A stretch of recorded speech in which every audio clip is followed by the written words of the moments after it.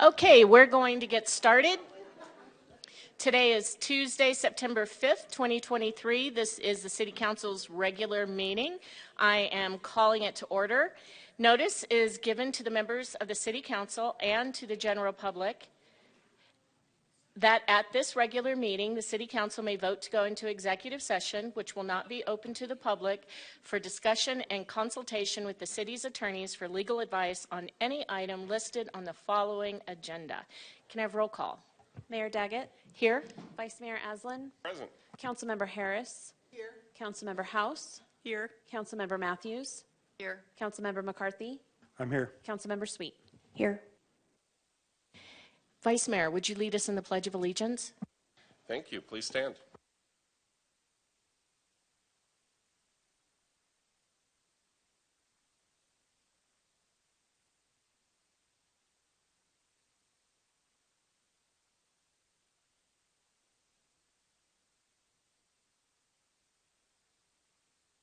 Councilmember McCarthy, our mission statement. Yes, Mayor. The mission of the City of Flagstaff is to protect and enhance the quality of life for all. Councilmember House, our land acknowledgement. Thank you, Mayor. The Flagstaff City Council humbly acknowledges the ancestral homelands of this area's indigenous nations and original stewards. These lands, still inhabited by Native descendants, border mountains sacred to indigenous peoples. We honor them, their legacies, their traditions, and their continued contributions. We celebrate their past, present, and future generations who will forever know this place as home. Thank you. All right, we're moving down to public participation. This enables the public to address the council about an item that is not on the agenda. Comments relating to items that are on the agenda will be taken at the time that the item is discussed. You can pick up cards at the back of the room, and you have 3 minutes. There is a timer here, and the council is not able to address you back or ask any questions. So first we have Tia Hatton.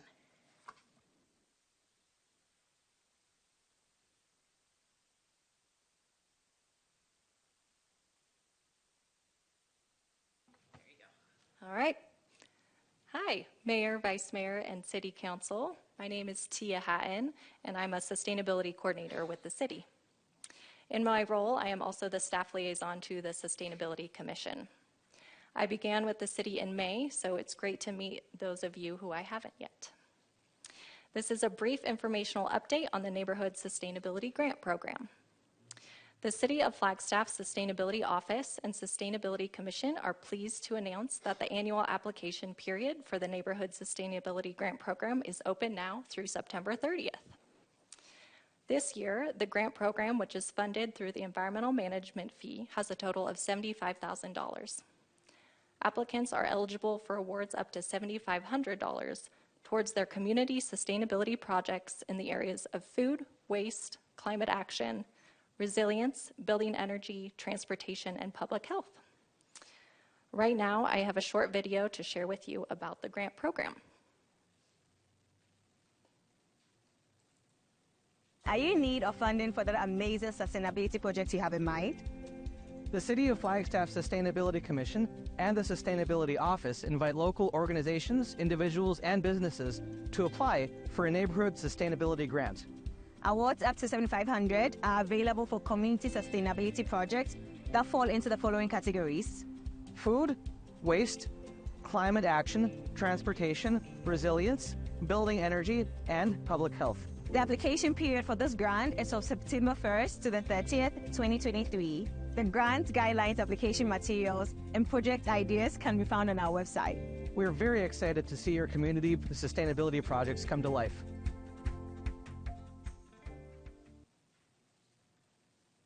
Thank you. This Thursday, we will be hosting a grant workshop with our partners in beautification, arts, and sciences from 5:30 to 7 p.m. in person at the Sustainability Office and over Microsoft Teams. All grant materials and the grant workshop registration can be found on our website at www.flagstaff.az.gov/NSG. We would love your support in sharing information about this grant opportunity with our community. And I will follow up with you shortly with an informational email. Thank you. Thank you. Jill Stevenson.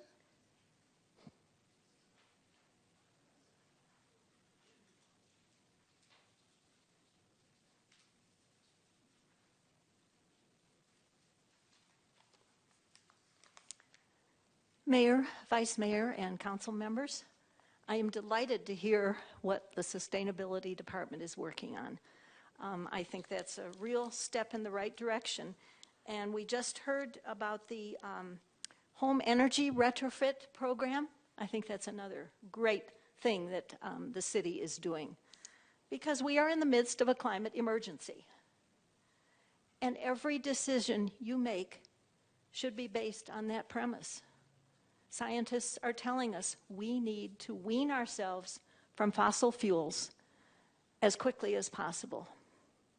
And there are a variety of ways to do that. One is for the city and the county and the school district and NAU and Mountain Line to convert their fleet vehicles to electric vehicles as quickly as possible. And I know you are all proceeding in that direction, but too slowly. Mountain Line especially, I think, is doing a very good job on this. We need to encourage people to take public transportation. And again, that's encouraging that Mountain Line is doing what they're doing to electrify their fleets of vehicles. We also need to encourage making bicycling and walking safer. We have a reputation as a city as being bicycle safe, but I've talked with so many people, residents and out-of-town people, who say, maybe compared to some other cities, we are bicycle safe, but not really safe enough. And the same goes for pedestrians. So I'm urging you, because of the power that you have in every decision you make, to keep in mind that we are in a climate emergency. And the faster we move, the more chance we have of mitigating the effects of climate change. So thank you very much. Thank you. Tanya Bustamante.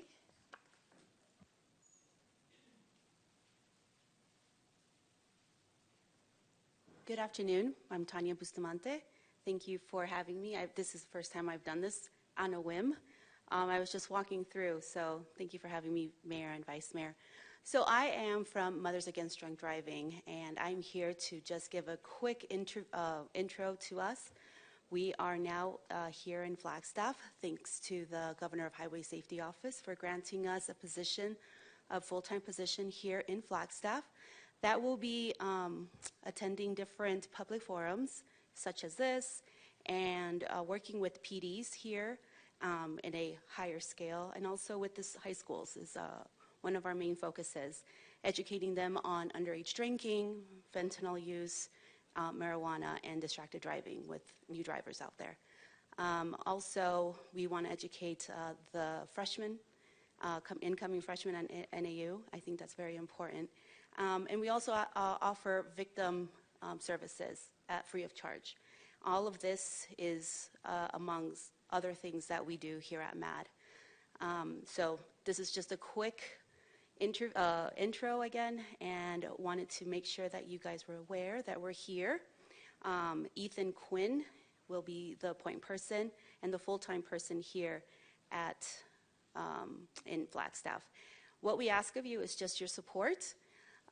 We will be trying to meet with superintendents, high school principals, different health classes that we would like to attend, offer them our expertise in underage drinking education. I think that's what we're going to start with first off in Flagstaff. So thank you very much. Thank you very much. I'm glad that you were just passing by. Okay, moving down to item number 5, council liaison reports. Let's start with Councilmember Matthews. I don't have anything at this time. Councilmember House.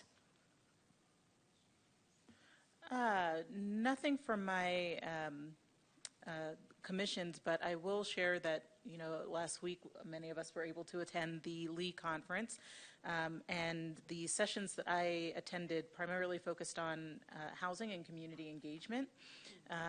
There were a lot of highlighted discussions about innovative housing policies that are helping communities grapple with local, affordable, and attainable housing challenges. And I was able to just take a moment and share with our housing team how encouraging it was to see how many of those centered on actions that have been established in our 10-year housing plan.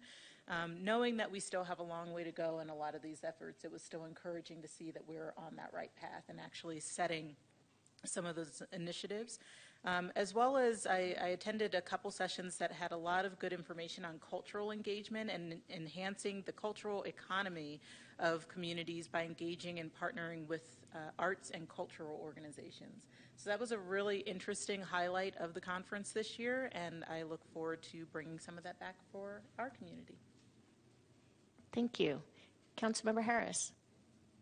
I have nothing at this time. Thank you. Thank you. Did you guys notice that I've mixed it up as to how I usually do it? Okay. Councilmember Sweet. Nothing tonight. Vice Mayor. I had a lot to share last week. Not much to add this week other than the wonderful Arizona League of Cities and Towns events that we participated in all week long. Good. Councilmember McCarthy. Did you do that just to make me last? I saved the best for last. This Thursday is the Metro Plan Executive Board meeting, and I might mention, just to kind of tie into some things we just heard in the last 10 minutes, that one of the things we're going to be discussing is I don't know if it's a day or a week, but getting people to try to see if they can not drive their car for a week or a few days and use public transit, walk, bicycle.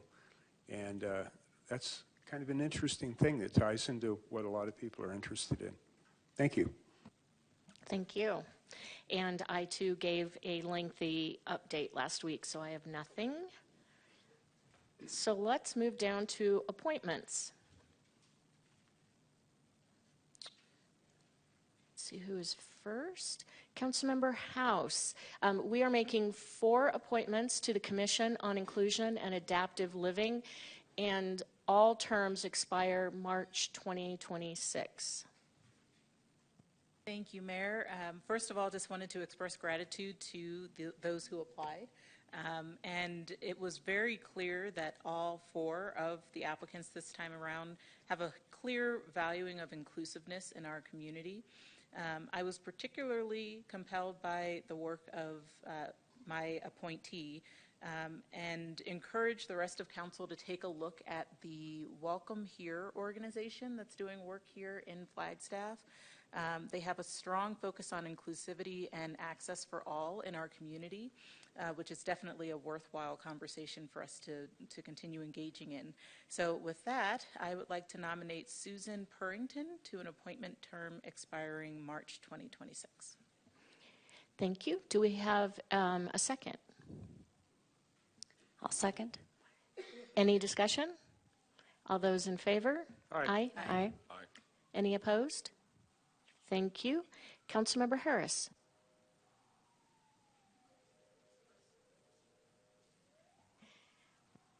I can go to the next person, right? Even if it's on the agenda as Councilmember Harris?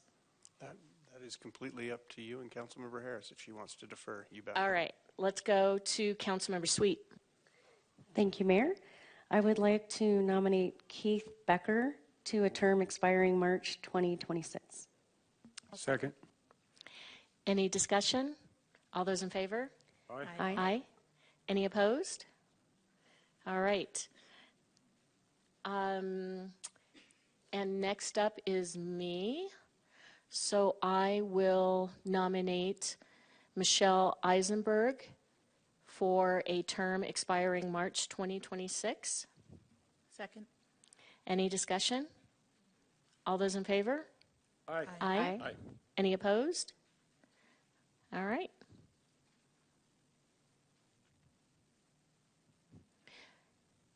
Would you like to take a break?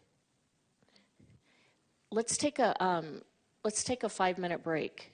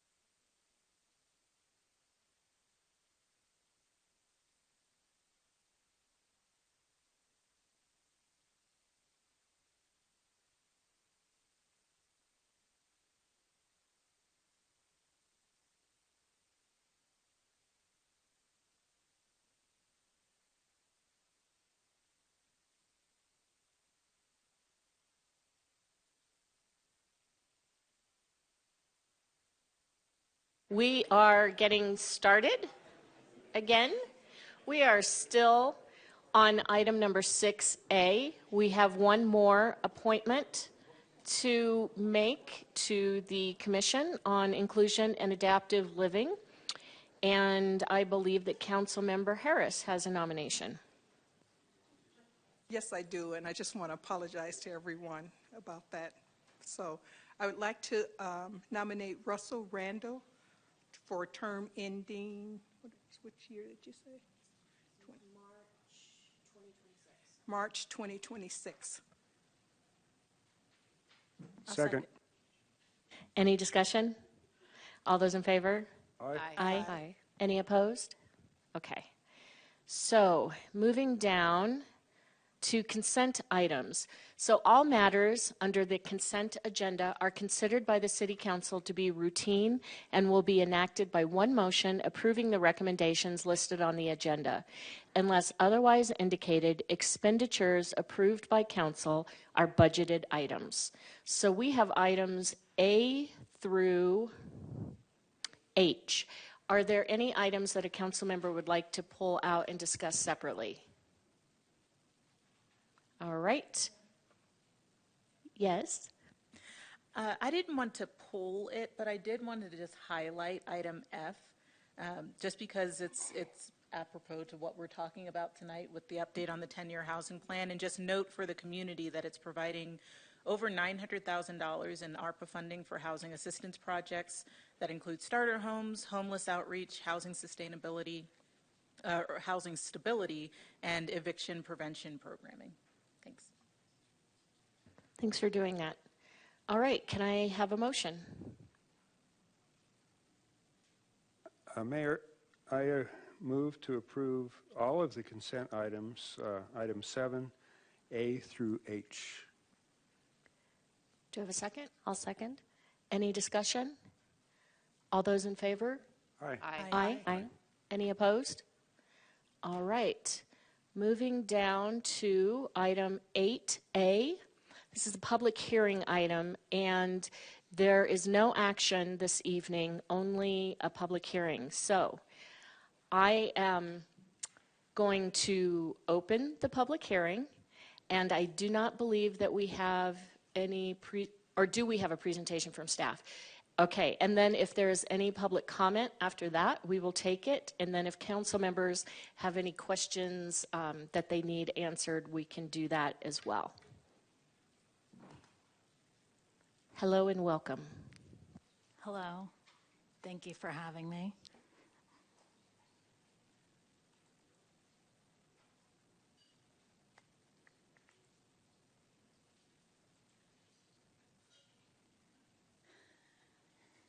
Okay.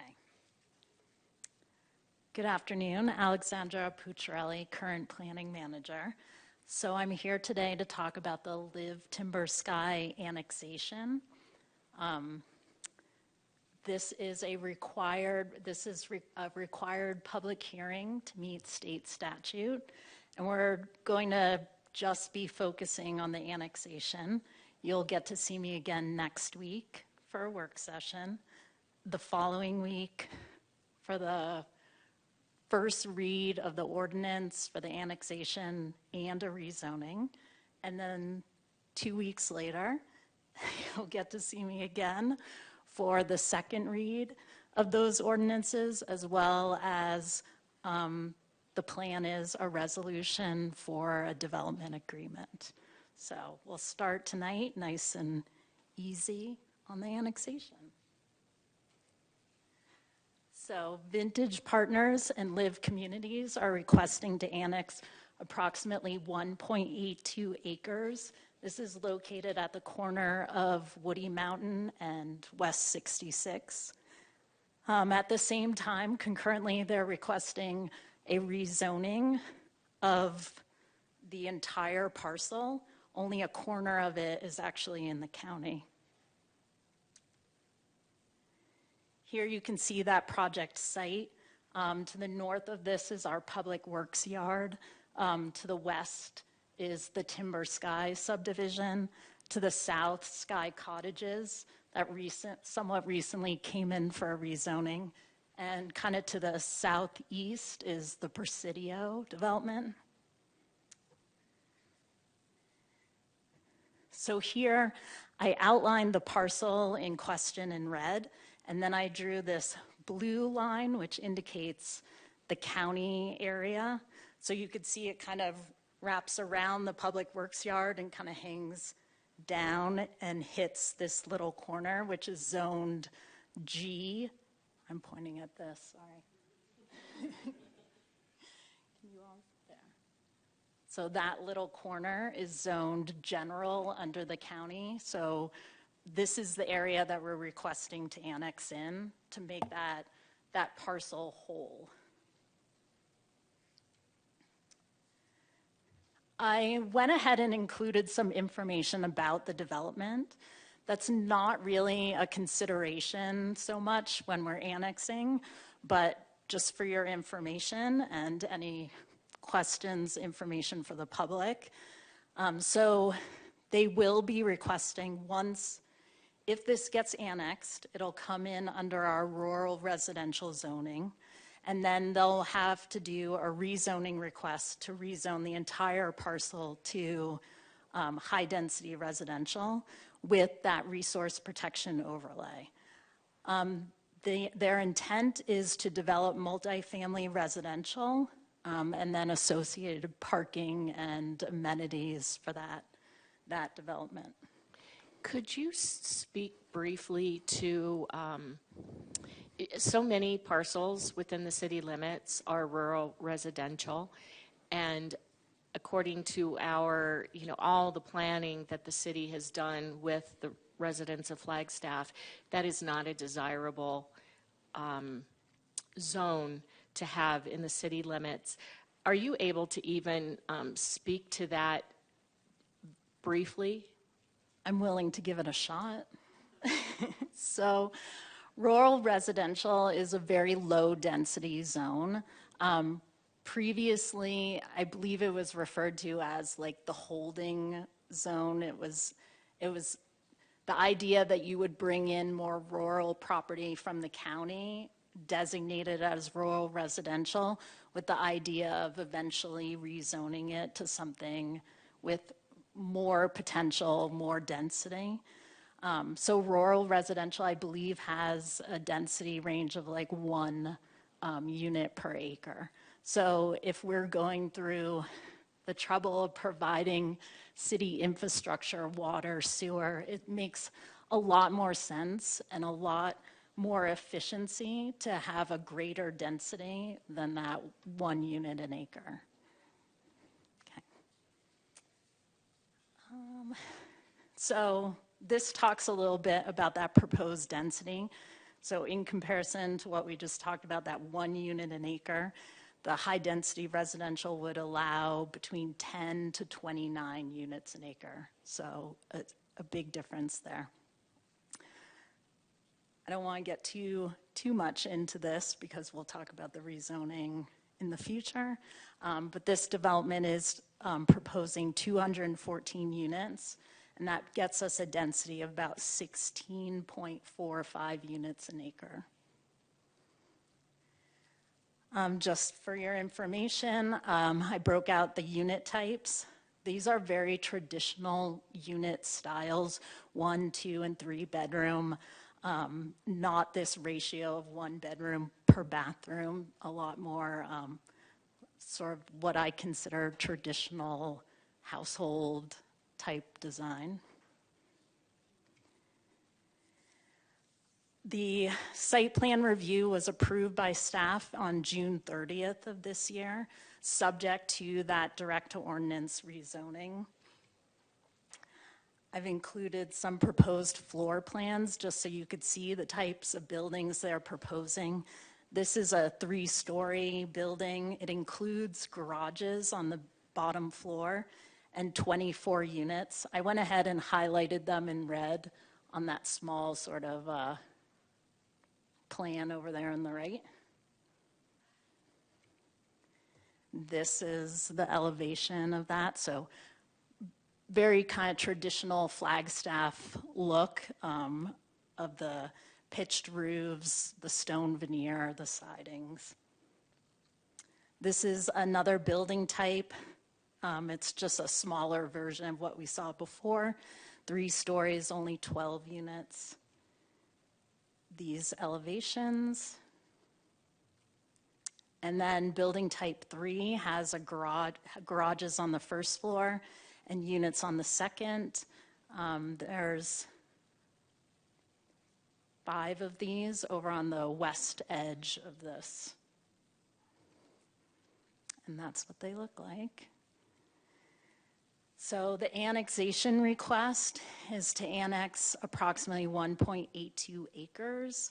It's a portion of a parcel 112-01-712, which is 13.01 acres. I think it's important to note that when this project started and they first put in an application, it had a different APN number.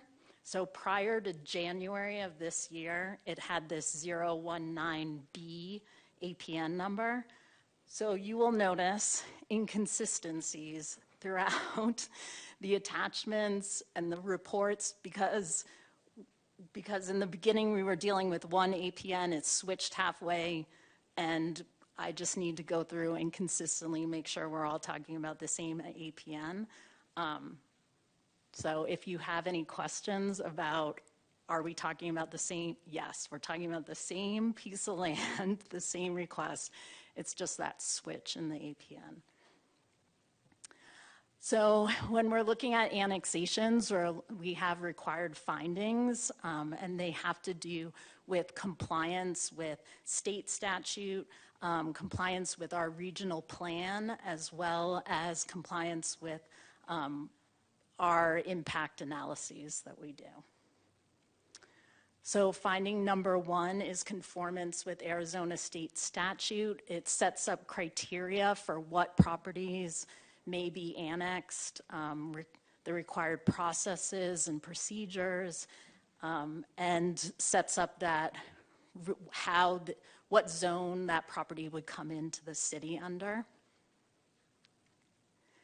Finding number 2 is conformance with our regional plan. Our regional plan has a couple policies that directly talk about annexation. One is that that should be annexed prior to the provision of city services, or that we have a pre-annexation agreement. The other has to do with our urban growth boundary, that we want to focus on annexing properties that are within that growth boundary. Our third finding is conformance with a city code. We looked at a traffic impact analysis, water, sewer, stormwater, schools, and fire. So for the traffic, a traffic impact analysis was dated June 9th. It was accepted by city staff and approved by ADOT. Route 66 along the north of this is actually ADOT jurisdiction. Transportation improvements, and I'll probably go into this more when we get to the rezoning, but it has to do with providing turn lanes, extending the median on Woody Mountain Road, and providing fees in lieu towards the traffic signal. We also did, there was a water and sewer impact analysis done back in 2013. The WISA, the water sewer impact analysis, got waived on September 20th of 2022. Right now, I believe they're required to do a 12-inch off-site sewer main. A lot of this will be covered when we talk about the development agreement. We've been working closely with water services on what they'll be required to do. The stormwater analysis was done. They did a drainage impact analysis that was prepared on August 30th. No off-site stormwater improvements are required. They have on-site retention to mitigate the increase of runoffs from the new impervious surface. Schools, there was no anticipated effect on the local school district. And for fire, it's served by Fire Station 1, which is down the road to the east on Thompson, and it's close enough, it's within that designated response, or the desired response time. As far as citizen participation, the applicant held 2 neighborhood meetings, one in the beginning of December and then one kind of after the holiday rush of, they did one in February. 18 people attended the first one, 4 attended the second. Staff has not received any public comments on this to date. So the Planning and Zoning Commission made a recommendation that in accordance with the findings, that we forward the annexation request to City Council with a recommendation of approval. Tonight, as I said, we're just holding the public hearing. September 19th, we'll do the ordinance as well as the rezoning ordinance. And then October 3rd, we'll do the second read and the DA. And that's all I have. And I know, I believe the applicant was going to be joining us online, but they don't have a presentation or anything. Does the applicant have anything to add?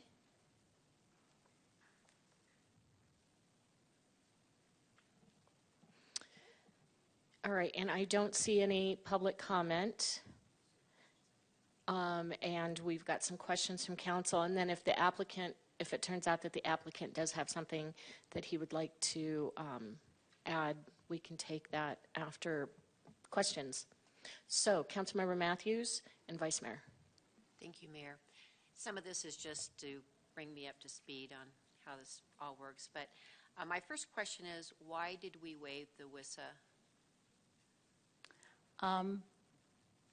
I believe that the WISA was waived. That is a decision made by Water Services, not planning. But my understanding is that a previous WISA was done for a very similar multifamily development on this site, and that staff didn't see the need to redo all that work, that it would end up with the same results of what was required.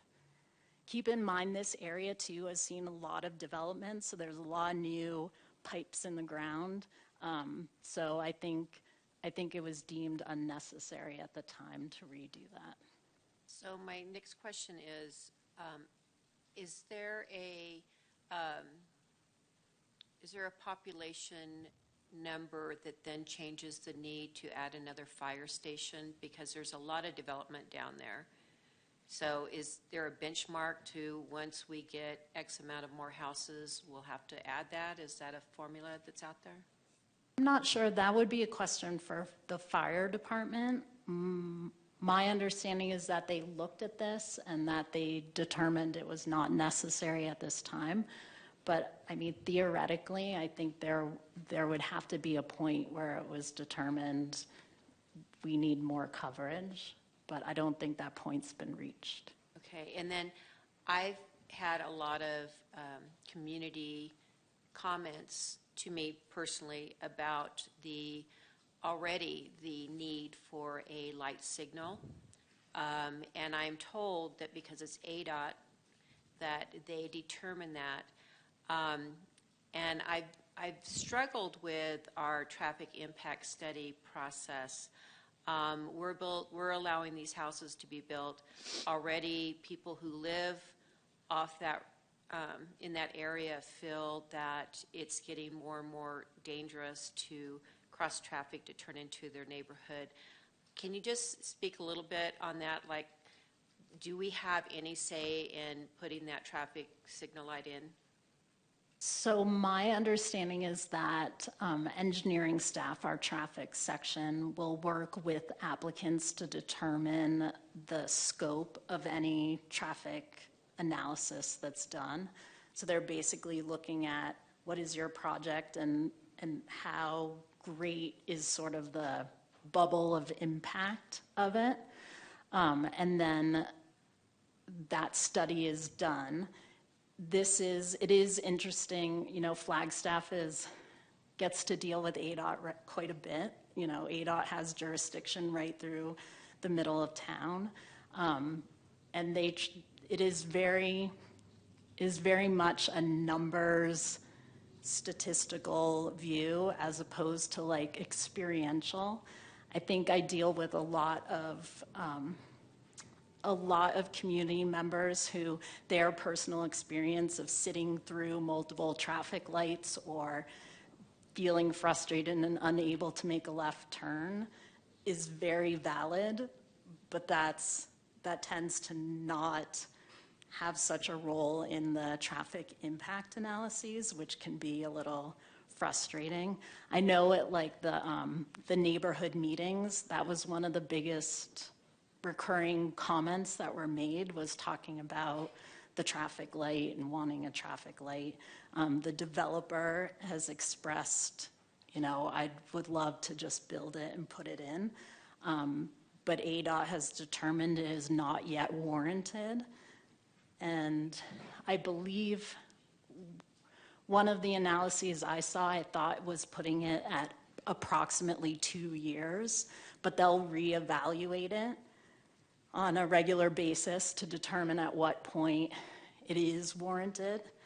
I can certainly, you know, for a lot of your questions, I feel like maybe we can answer more of those questions when we're looking at the ordinance, and I can have staff here who can help answer some of those more specific technical questions, so I'm not just sort of speaking like a traffic engineer. I appreciate engineer. that, and just so that they're prepared, one of the questions that I have received different responses to is, in our jurisdiction, I used to be on a citizen advisory council, and a traffic impact study dictated if the developer had to put in infrastructure, street lights, widening, turn lanes, and I've been told 2 different answers on whether we actually require or we just do the study to find out the impact. So when we come back to discuss the ordinance, I'm going to ask that question again, and it may not pertain directly to this development if ADOT then has the final say in it, but you know, I think we all suffer with the traffic congestion that we have in town, and I think it's something that needs to be at least clear in my mind. Do we require the developer to put in the infrastructure to handle, or not get the development if the traffic impact is too severe? And so that is something I'd like answered, not from you, but just have them be prepared. Thank you. Vice Mayor, and then Councilmember McCarthy. Yeah, just real quick, and I'm sorry if I missed this. I assume the county has a role to play, or a process they go through to surrender this land. I want to hear a little bit more about that, get your sense of where they're at in being amenable to this. And just really looking at that map, I don't know if you can pull it back up, where you overlaid both the parcel in question Divert your and eyes while the I boundaries. Is it worth a conversation on looking at that more generally, going to the top of that blue line and just cutting it across, so that we don't have this weird little finger occurring there? Just a question worth considering, since we're already in this. And then talk to me again about the expense that would be incurred by the city of Flagstaff for this, and how much of that specifically would be transferred to the applicant. I want to make sure we're not holding a bill for this, as it were. Maybe just walk me through that a little bit more. So the state statute that I referenced, finding 1, talks about a process, and part of that process is notification of certain positions in the county. So the county has been made aware of this. Staff reaches out, gives them that, you know, the application, so they're aware that the property owner is requesting an annexation. So we work with them through the process. They've not expressed any concerns over this annexation. So hopefully that answers that part. As far as expanding the area of annexation, as much as I'd love to do that, the city is not, we tend not to annex other people's property. We let the property owners come to us with their annexation, and we've certainly talked to property owners about, you know, if you and your neighbors all get together, you could save kind of time and money of the application if you all joined forces. In this instance, because there are multiple property owners, it would be up to them to decide to annex or not. So I wouldn't feel comfortable annexing someone else's property. And So I'm going off of my memory of the area, which is adequate, but maybe not detailed specifically. It sounds like there are property owners. This isn't just fallow county forest. Correct. That we're talking about. Okay. Yes. That helps contextualize things a lot for me. And then, yeah, just I don't know if this is a process of sale and purchase, and where the dollars and cents come out at the end of that, or if this is just something that's entirely occurring on paper and it doesn't really involve real estate from the sense that I'm expressing. I believe that the developer currently owns the property. As far as like cost to the city, are you thinking like development costs? Because that goes back into. No, I'm thinking real estate, but you've already corrected my misunderstanding there. So, okay. Yeah, I think I'm good. Okay. Councilmember McCarthy. Thank you, Mayor. I just had a little follow-up to Ms. Matthews' question about transportation planning. And I mentioned before that this Thursday, Metro Plan, which is the transportation planning organization for this area, not just this area, but, you know, yes, the greater Flagstaff area. Anyway, on the agenda is to talk about a planned planning activity for this corridor. So the idea of stoplights or no stoplights, I'm sure will come up during that. So that kind of covers that point. I had some general comments. Can I make those now too? Or okay. We hear a lot of talk about walkability, bicycleability, mass transit ability. This project is very high dense. Well, that high density promotes walkability and getting out of cars. So in that regard, I'm really glad to see this come along. Thank you. Any other comments or questions, Council? All right. Thank you so much. And at this point, I'm going to close the public hearing. Actually, Mayor, if you could ask the public if they have any comment before you close the hearing. Okay, so we still have no public comment, correct? No, Mayor, we have forgotten no requests. Okay, so now I am closing Good. the public hearing. Thank you. All right, moving down to item number 9, discussion items.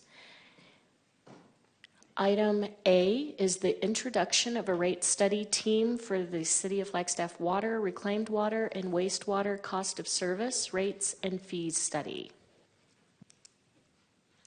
Good evening, Mayor and Council. Erin Young, Water Resources Manager, and tonight we're excited to introduce to you our team for the embarking on our rate study. So this is a longer term study. We're looking at about a year from now, adopting any changes to rates or fees. Our city team is pretty broad. It includes a number of folks in water services, but also our finance team, Rick Tatter and Brandy Suda, as well as Sarah Langley on communications. Just as important, the financials, getting the financials correct is to this study. It's also important that we have community engagement and a lot of engagement through our City Council and Water Commission. So with the introduction tonight, Stantec will present the process for the study, as well as the outreach plan and a timeline, and we would love your feedback. Now is time. If you have any ideas or questions, let us know. And we're at the start of this marathon. So with that, I'd like to turn it over to Carol Molesky, our project manager with Stantec, and she'll take it from here. Thank you, Erin. Good afternoon, Mayor and members of Council. I hope that you can hear me okay. We can. Excellent. Thank you. As Erin mentioned, we've embarked on this rate study. As you could see from your screens, this is a water, reclaimed water, and wastewater cost of service rates and fees study. I'd like to start because I have all of my team members here online. We'd like to introduce ourselves and tell you a little bit about ourselves. Then I'm going to tell you a little bit about our process and the current milestone schedule. Then we'll be happy and love to talk with you about your questions. I'm going to start with me. As you know, my name is Carol, and I will be the project manager. I am the project manager on this study, and I've been working with Erin and Shannon Jones and Rick Tatter and other members of your team for quite a while here. My background is in agricultural and resource economics. So I'm an economist. I've been working in the financial analyses field for more than 25 years. I'm currently located in Cleveland, Ohio, but I made my start in Colorado and New Mexico. I work on rate studies, fee studies, everything to do with water, wastewater, reclaimed water, stormwater across the nation. I'm really thrilled to be working with your team of great people, as well as my team. And I'd like to turn this over to our project director, Andy Burnham. Thanks, Carol. It's a pleasure to meet you, Mayor and Council. My name is Andy Burnham, and I'm serving as the project director for the study. So while I'm out of Tampa, Florida, like Carol, I've been spending over 20 years doing utility rate studies across the country for municipalities of all shapes and sizes, from communities with 800 customers to communities like New York City with 800,000 customers. So I've taken on leadership responsibilities with the American Water Works Association associated with management and rate-related issues. So I lead the Management Leadership Division for AWWA. I'm the chair, which oversees the Rates and Charges Committee and the publications of rate-making manuals for large and small systems, as well as financing. So this is very much near and dear to my heart. I've spent a better part of my career investing a lot of time trying to help innovate in the industry and bring best practices to all the communities we work with. So I find myself doing a lot of work in Arizona these days, not only with yourself, but also with many communities. So we kind of bring the best of both worlds in terms of national practices and understanding and benchmarking, but also what's going on locally through our work with communities like Phoenix, Queen Creek, Surprise, Tempe, and others. So looking forward to engaging with yourselves and the community in the conduct of the study. And at this point, I'd like to turn it over to Tim to talk a little bit about himself and his role in facilitating that. Thanks, Andy, and good afternoon, everyone. I'm Tim Hancock. I have about 33 years of background and experience in planning, from urban planning all the way through public outreach and engagement. I've had the great pleasure of working with Andy and several of his teams throughout the country on everything from rate studies to creation of stormwater utilities and so forth. Over the past 10 years, I've increasingly focused my practice on supporting local, state, and federal clients throughout the country on projects such as this, really making sure that the outreach and engagement platform that is created is both meaningful and informative for the community. And so I think you'll hear me say throughout this process, our goal is to inform and educate as well as to gain feedback. And working with Sarah Langley and a lot of your very talented staff, I look forward to bringing that forward. And I will turn things over for introductions to Rob McCandless. How's that for giving you no warning, Rob? How did I do okay? All right. Thank you. Got it. Hey, I'm Rob McCandless. I am based out of Tempe, Arizona, in our Stantec office down here. And I've done most of my career in Arizona. As a matter of fact, one of my first projects as a water and wastewater engineer was on the Rio de Flag water reclamation plant when it was under construction. And I've continued to do a lot of work. I'm currently the Stantec's National Water Reuse Practice Lead. I did one of my recent projects a few years ago was also for looking at advanced treatment for City of Flagstaff. And I will turn this over to Zach. Thanks, Rob, and good afternoon, Council. My name's Zach Cook. I'm an analyst on the project, and I've been working at Stantec for about 2 years now. I've done multiple rate studies in the area in Arizona, at Tempe, Queen Creek, Surprise, and also some rate studies in Southwest Colorado. And I am super thrilled to be working with the city and getting this rate study moving along and finished. So thanks. Good afternoon. My name is Audrey Barber. I'm up in Washington. I've been with Stantec for about a year. I'm also an analyst on the project, so I work really closely with Zach and Carol on the data side of things, and I'm learning a lot. Thanks, everyone. And I'd ask that Tim gets us started on the next slide, please. Thank you. The rate study that we have started in May has quite a few steps. I'm not sure if you've seen the overview of the scope that you've asked us to work on, but we have started with the study orientation, of course, and public outreach planning. Public outreach in that first task bubble encompasses the whole plan, so you'll see that throughout this whole study. We're currently nearing the completion, or at least the drafting of task 2, the 10-year financial plans. We're going to be talking with you about this step in the near future, but this is where we've been spending much of our time, and a lot of your staff have committed many hours to working through these questions on financial planning and costs, et cetera, for water services. We are starting on task 3, that cost of service analysis task, and then we'll move along to rate design. And the task 5 shows that there's a rate model. So we don't just do the study and leave you a report and walk away. Your staff will have a model to use going forward for future planning and future scenarios. We'll be preparing reports and presentations on recommended rates. So that's the whole span of the study over the next year that Erin mentioned.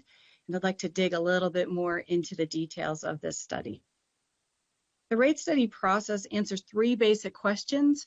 How much does water services need to recover from its customers? This is called revenue sufficiency or financial forecasting. We make sure that this analysis achieves your financial policies for the water system, the wastewater system, and the reclaimed water system. We're focused on those 3 utilities. We want to make sure that we're sustainably and equitably funding your system needs. The second question is, from whom do we get this revenue? This next set of tasks is a cost allocation task. We don't make things up. We use the American Water Works Association and the Water Environment Federation to guide our processes. So we're going to be looking at allocating costs and determining which classes of customers cause which costs and how to translate that into recovering costs from those customers. And then finally, how do we collect the revenues that are needed? This is that last step, that rate design step, where we develop simple, equitable, and sustainable rate designs for each of the 3 systems. We want to balance multiple objectives through this rate design phase, and you'll have a lot to do with that as we go through some of the steps and the questions that we have for you. On the next slide, we list something that has really driven your need for this rate study that we understand and what we're doing in this rate study. These policy strategies were developed after the last rate study, and these came from you and from Water Commission members and stakeholders that we understood were concerned about addressing specific strategies. Strategy 1 has to do with implementing water and wastewater rates and charges that are legal, fair, equitable through that cost of service study. That's exactly what we're doing and what our primary driver is here. Strategy 2 deals with developing the long-range financing plan to determine the funding needs of each of the systems. That's what I mentioned is where we've been spending most of our time lately. Strategy 3 is to establish those fees that cover the costs of service and to make sure that regulatory requirements are met, as well as all the other requirements that are needed on a day-to-day and annual basis. And then strategy 4, discuss forward-thinking or new opportunities for how rates and pricing strategies can help achieve the goals of the utility. So we know that I mentioned we're using by-the-book methods. However, we focus on your unique characteristics, your customers' unique needs, and the city's unique goals and desires. So there is some flexibility there. We will be creative, but not illegal. But we will be making sure that we address your needs through this whole study.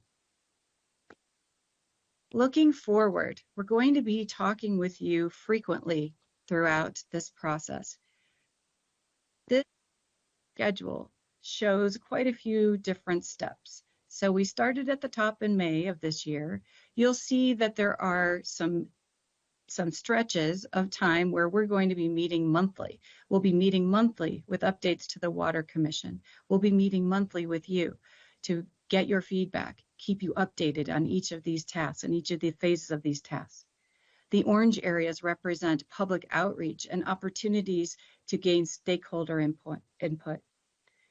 We also know that we're working for that orange area that's kind of by itself. That is your retreat, where we're going to come talk with you for about a half day and talk you through a lot of the decision points during this rate study. So that's October 12th. You'll get to meet us, we'll get to meet you in person, and you'll get to meet us in person.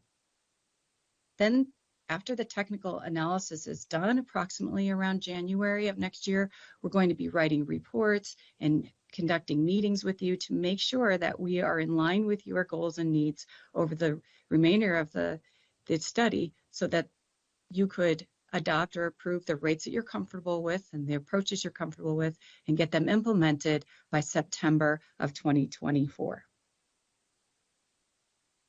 So with that, I'm going to turn it over to Tim. Well, thank you very much, Carol. And if there was any error in switching to slides too fast, that's on me. I'm the slide guy because Carol is in between things right now, and if she has to step away, she wanted to make sure we at least didn't stop the presentation. So I will own all of the mistakes. Carol gets credit for all the things that go well. But just want to share with you a little bit about the communication plan elements, what they are, how they're going to be delivered. You know, one of the first things we've been doing and working with your staff is making sure we have a confirmation of the messaging elements. What are the things that your utility is focused on? And number one, first and foremost, is keeping it clean. What does that mean? It means to meet or exceed the regulatory requirements. And one of the things I explain to residents and communities all over the U.S. is we've become so accustomed to turning the faucet on and water coming out. When there's 99.999% success rate, you know, we take certain things for granted, but keeping that water flowing is a critical component of not just for your residences, but businesses as well. And the high quality of water is key. And that's something you've seized on and done a very good job with. It's not so much that high quality water is an attractant, believe it or not, but if you have poor quality water, you certainly are going to be known for it. So we want to maintain that high quality of water throughout the community for residents and businesses. Reclamation is increasingly a primary focus area of what we're looking at in communities. And again, you know, the city of Flagstaff is doing very well in this area, but, you know, can we always do better? Absolutely. So reclaiming water for tomorrow and treating it as the resource that it is, and as well as investing in efficiency. This is a focus of your staff to make sure a lot of your programs that are set up are making the most out of everything that you do. And so the efficiency is key. So all these messages build into a communication plan. And as I mentioned earlier, we want to use the communication plan to educate and inform throughout the life of the study. Currently, your staff is working with some stakeholder mapping. You've got some great base maps built basically out of recent events and occurrences. We're going to be creating a project-specific website called cleanwaterflagstaff.gov. That website will become the primary communication portal. So as things are developed in the study, they can be made public very easily, very quickly. Similarly, if the public has questions or concerns, they can post those through the website. They don't have to wade through any city directories. They can go straight to the website, pose a question, and we'll get that to the appropriate people. So that website becomes that key communication portal.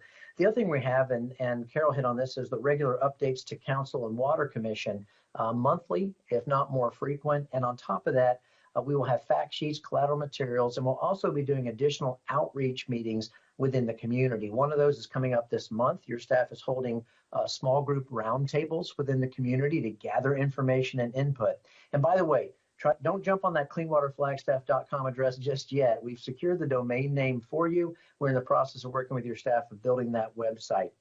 So these are all the elements that are going to be part of the communication plan that, again, is designed to educate and inform, but most importantly, to take some things that can be very technical and bring them to the conversational level. And so you've got a fantastic staff that I've had the pleasure of working with so far. I look forward to continuing to work with them as we develop this. And with that, I'm going to turn it back over to either Carol or Andy And I think we're to a point now where we're going to address any questions or input that you may have. Thank you, Tim. And we would welcome any questions or feedback. Councilmember Matthews. Thank you, Mayor. So I feel like I need to get up to speed here a little bit. Our water department is an enterprise fund, correct? And I don't remember at our budget retreat that it was running in the red. So currently we're covering our services, or was it? So, okay, I'll wait for Rick to answer that before I go on.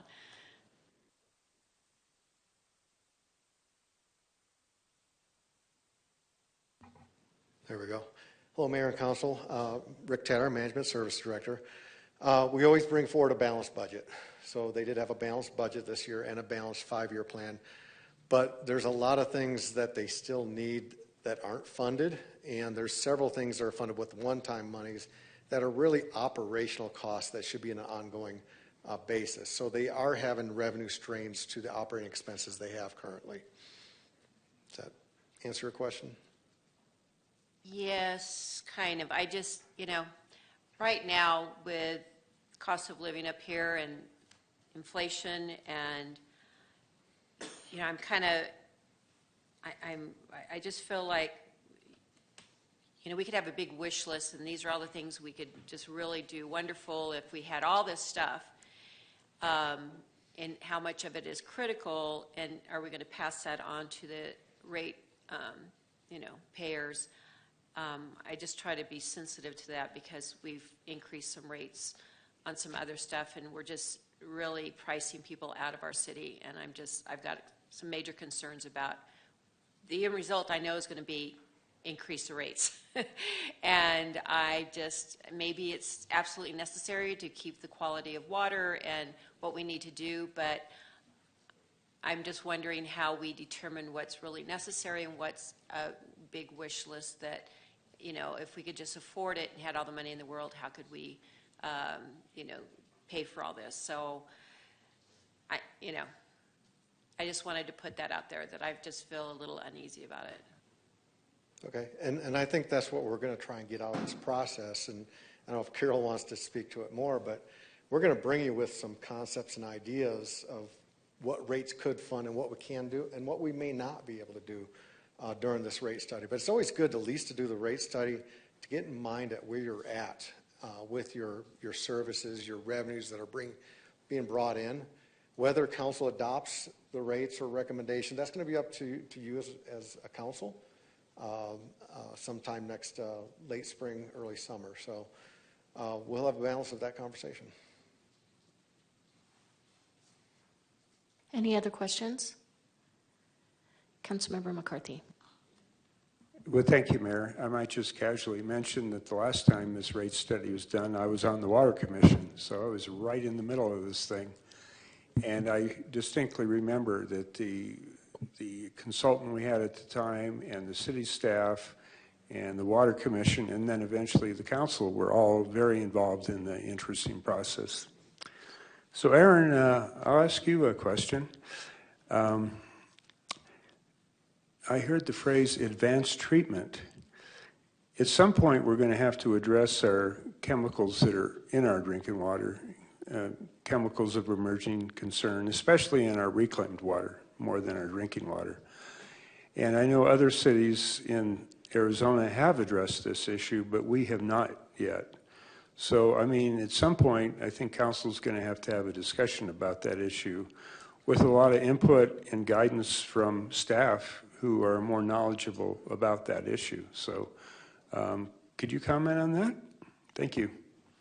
Sure. Mayor and Councilmember McCarthy, that we know that is a policy topic that will want to be discussed. So our team is talking about that topic, among others, and how we work through that. And it might get to Councilmember Matthews' point of, what are the fundamental things that we're funding, and then what are these additional things? The important thing to remember is we're meeting and exceeding water quality standards right now set by the state. So that is going above and beyond, but we will get there to have that discussion during the rate study.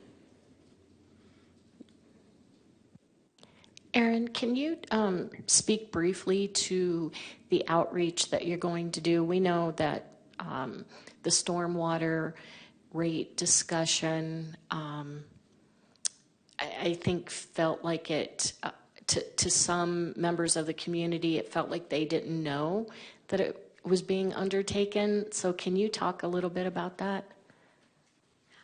I would like to, Mayor. I'm not the expert. I think we have experts either online or with Sarah Langley who might be able to talk to that with the more up-to-date information on our plan.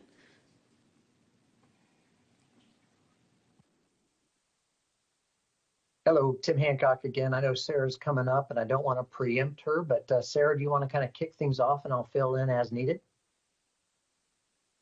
Okay, there we go. Thanks, Tim, for hopping on. Yeah, I think you gave a really great overview, very high level of the outreach plan that we have in the works. I believe a communications plan is also being drafted right now. So that will be really useful in kind of putting some more meat on the bones and adding some detail in terms of, you know, who we're going to reach out to, how are we going to do it, and when. But I think Tim would echo this, that we're really going to use kind of all the tools in our belt on this one. We've recognized that it's super important to reach out to everyone that we can. I think Shannon Anderson said, you know, communicate often and communicate early. So that's what's really going to drive our outreach on this one. Tim, did you have anything to add? Really just building on that, one of the things we try and do on a study of this nature is we look for what I call the public intersection points. Where's information going to be coming forward in the study that will land in the public space? And then we want to marry up some type of an event or some type of an outreach component that stays slightly ahead of that. Well, you know, the surprises are the enemies in the public sector. And so we want to do our best to make sure that we are out in front of information before it lands in the public space, and we'll be working with your staff to do that. Your staff does a really great job in engaging with the community. We look to support and grow that for this process. So, you know, stay tuned. The communications plan will detail some of that. But the things I want to really bring out is no matter what communication plan you develop, no matter what plan you develop, you need to be flexible. And so as we go forward, if we find that there's a given tool that is really having greater reach than others, and we want to expand on that and pull back on something else, we want to maintain that flexibility as well. But we will be starting with a fairly solid communication plan covering as many aspects as is reasonable. Councilmember Harris. Can you just remind me when you said the website would go live, or did you say when it would go live? No, ma'am, we do not have a live date yet. We just secured the domain name and are putting that together. So depending on how much kind of reiteration process we go through, could be as soon as a couple weeks, could be as much as 4 weeks out, but sometime in that time frame, we expect it to go live. Predominantly before we see anything really coming out of any substance or value for the community to review, we will make sure that website is up and active. Okay, and then my next question might be a little bit more difficult for you to answer, but try anyway. So as we know, everyone is not connected to the internet, and so even though we will put things on our website, how are those folks that are not connected in some way, either they don't have access to internet or they do not know how to use, you know, the internet features or whatever. So is there a plan to do something for those folks? Because, you know, I'm always concerned about us always wanting to put everything on the web, and everybody doesn't do that. And so can you talk a little bit? Yes, ma'am. And actually, that's a great question. It's one that we increasingly get in communities we work in.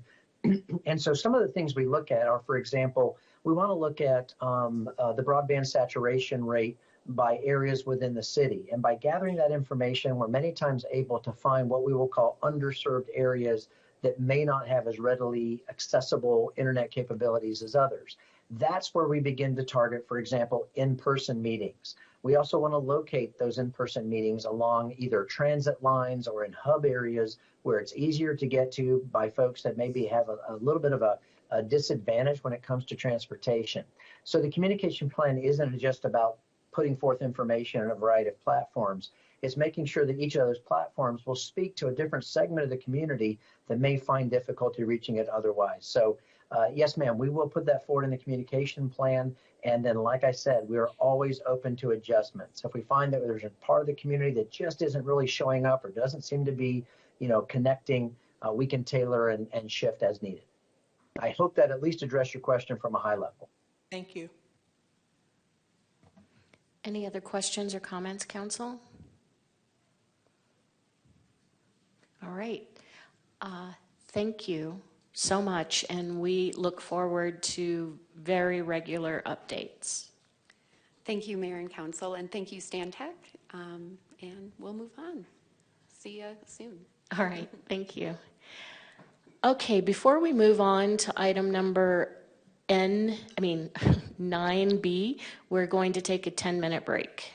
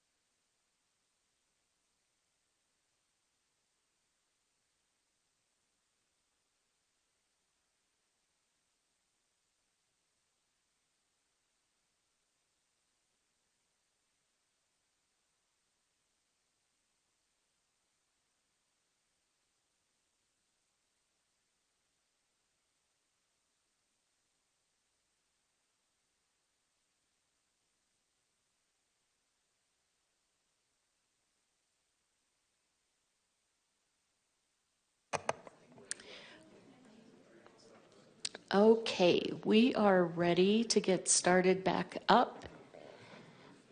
We're on item 9B. This is progress report regarding the 10-year housing plan and the bond fund program implementation. Welcome.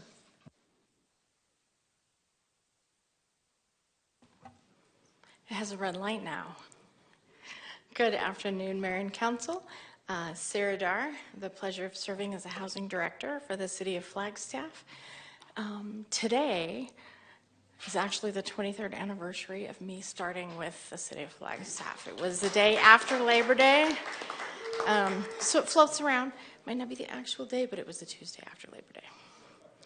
So, and I'm still not asking myself why. I'm still good. But no, I'm not. It's all good.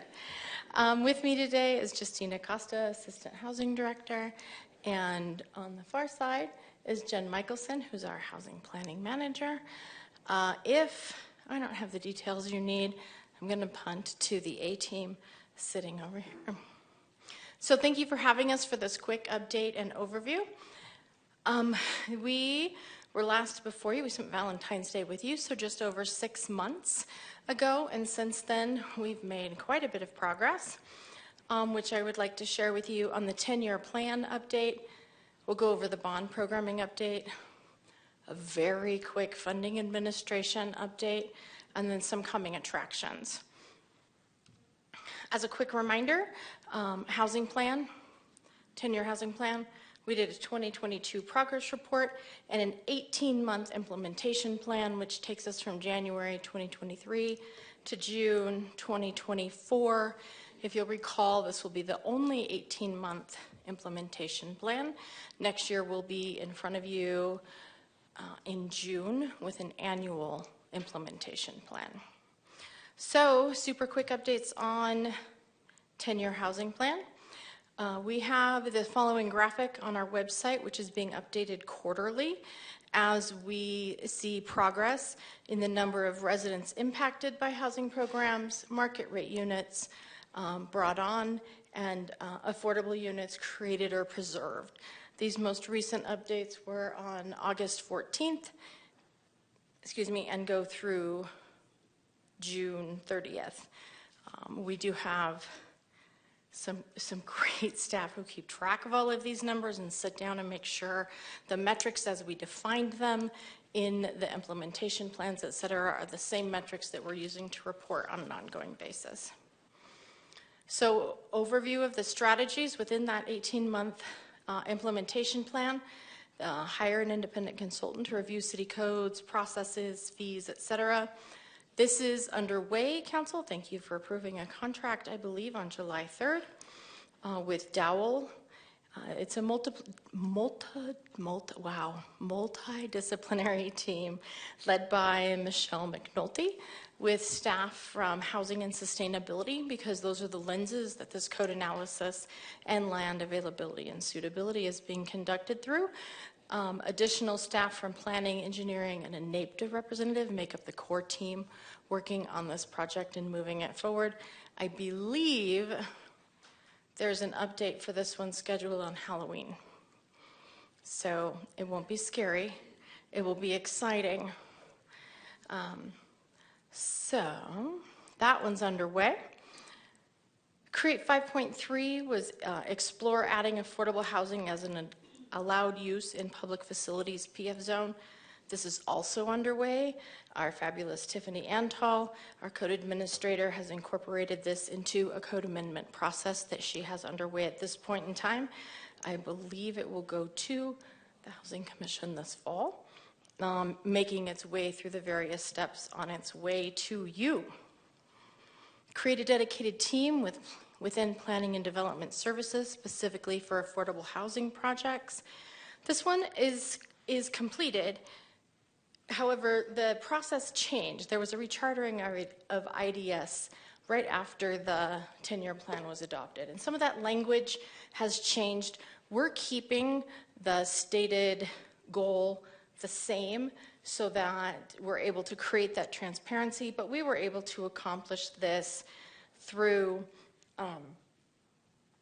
formalizing the role of our housing analyst, previously Jennifer Michelson, within that IDS review process, and making sure that the team that's working on whichever affordable housing project she's involved with, and we're able to move through the process smoothly. Can you give us a 20-second summary of what the IDS process looks like? Or 25-second? Yes, I can. The IDS process is an interdepartmental group that meets and goes over different development proposals in order to identify strengths and weaknesses, things that might need to be addressed by the entity that turned it in, things that are great and don't need to be addressed by the entity that turned it in. And so having housing at that table can be critical to make sure that that conversation happens early and often, not late and rarely. That was the non-planner understanding of IDS. That was fantastic. Thank you. Yeah, I got it okay. Dan, what was this? Yeah. I'm not a planner. That's what that was. And thank you for the question. I realized I just started using acronyms without defining them, which is something we work hard not to do. All right. Connect 2.3 was identified as exploring and reviewing member composition of our Housing Commission and Housing Authority Board to make sure diversity is reflected. Staff had a great meeting with legal and the city clerk's office to consider a number of different ways that this could be accomplished. You may have noticed on recent applications that are coming to you for different commissions and appointments is that there is a specific question on those applications now that says the City of Flagstaff is committed to increasing diversity in every board and commission. How do you contribute to this? And so, of course, we can't control that makeup of who applies and who doesn't apply, but we are asking that diversity question. We found the city clerk's office, this will shock you, but remarkably helpful and open-minded and looking at different ways that this will work not just for our housing bodies, but for our overall commissions in making sure that that diversity goal remains center point to what is going on. Can I ask a question there? Yes, ma'am. Do you feel that because this is one of the commissions where we define the type of occupation that we want to fill each seat, do you feel that the occupations that were originally outlined when the commission was created still achieve what we need them to achieve, or would you recommend changing it up at all? You're asking really fun questions today. Mayor, no. At this point in time, I wouldn't recommend changing it. We may need to tweak a couple pieces of it. We have a hard time getting a developer seat because we don't have a lot of local developers up here and very few live within city limits. So we've had some challenges filling seats. We've been looking at different ways we can look at what the definition of a developer versus a builder is, that type of thing. We actively chat with folks as we meet them of like, oh, were you aware that the Housing Commission and your expertise could be really, really valuable? I love the feedback that we get from the Housing Commission because we have lovely various voices and very few on there who would ever hesitate to speak up. So we do have some healthy conflict that takes place, healthy debates, I would say, if folks are like, well, I don't quite see it that way. And so I think we're getting good feedback. We really are. We will think about your question and come forward with a proposal if we see that it's not working.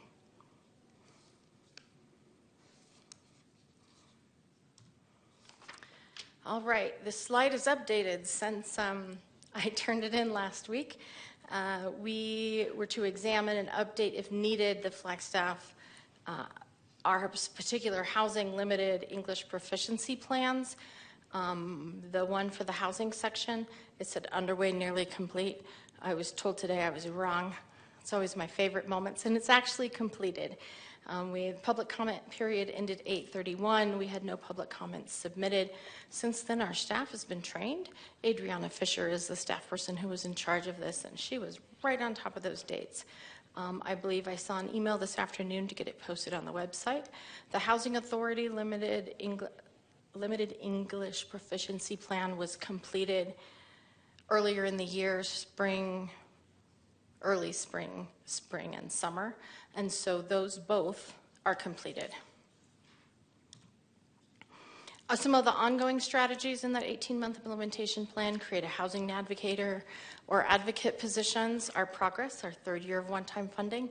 We have a lovely, lovely navigator who dedicates her time. She has the correct skill set in order to work with some of our most challenging folks who are not always able to independently identify housing. She also works with our specialty vouchers, like our emergency housing vouchers, which are working to transition people out of homelessness into housing. Implement a public outreach campaign. This has long been a stated piece of something that we work on that we're not very strong at. And we're not very strong at it because we have spent decades without enough money and really long waiting lists. And you don't particularly advertise when you have really long waiting lists and not enough resources to offer the community. However, we're realizing through the 10-year plan process, et cetera, that we need to tell our story better, and that we are working with CVB team to create an overall outreach campaign. In the meantime, we have October every year is Housing America Month. So we'll be having some particular local outreach during that time period. And then what we realized while we're having some of these conversations, it's not necessarily all about one campaign. It's not necessarily about, oh, guess what? Would you like to see this? It's really about making that message consistent. It's about taking advantage of local media opportunities when they're offered to us, pursuing them when they're not. That type of thing. So here we've listed just a few of the things that have taken place in the last 6 months. There are some local things. We've also been requested several times to speak statewide on what we're doing with the 10-year housing plan as well as the bond funding. We received an award for Outstanding Affordable Housing Initiative for the 10-year housing plan, et cetera. There is another award that will be announced later this week that we've been asked not to speak to. So, but there is another one. There's another one coming. We also have been contacted from some out-of-state folks. Adriana did an interview with the Asheville Watchdog, a phone interview about the 10-year housing plan and the housing emergency. We are getting some national notice for what we've proposed, what we're doing, and some of the ways that we're doing it. And so we are very careful to say in those moments that what we're doing works for our community and that these are very community-based plans. And we're happy to share what we're doing and would love to hear in return what you're doing as well. So I really appreciate staff's willingness to step up, spend some time after hours, First Friday Art Walk, et cetera, to take advantage of some of these opportunities to tell our story. Two not started yet in that 18-month plan. We still have a year before that, well, now 11 months before the end of that time period. One is acquire and rehabilitate already built properties. This ended up being a category within bond funding. And so this one, we're tackling some of the others first, which I will cover next. And to create and maintain an affordable housing impact statement. The intent of this statement is to come in as developers, builders turn in plans to, are you tearing down housing units? How many housing units are you creating? If you're tearing down housing units, are they occupied? What's happening to the people within them, et cetera? I believe this affordable housing impact statement came out of our equity group. And this is something that will be coordinated as we look at the code changes, the incentive policies, et cetera, with Dowell. The intent is not to add another burdensome step for the developer, but rather to make it as simple as possible so that we can have a better handle on what those developments are doing within our community. Right now, we can go talk to the planner, and the planner's like, yes, this and this and this, but there has not been yet a consistent, easy way to access that data. And so this was one of the strategies coming out of the 10-year plan I was particularly excited about. That's the end of my 10-year plan slides. Any questions before I jump to bond? Any questions on this portion? I have a question. There's, I'm aware of a apartment development, and we had a meeting talking about this, that it's coming to the end of its LIHTC funded, which is low-income housing tax credit, funded affordability. Bond funds, were some of them anticipated for working on a project such as this? Or is that what we mean by acquire and rehabilitate already built properties? Mayor, thank you for the question. It is not that acquire and rehabilitate already built properties for affordable housing.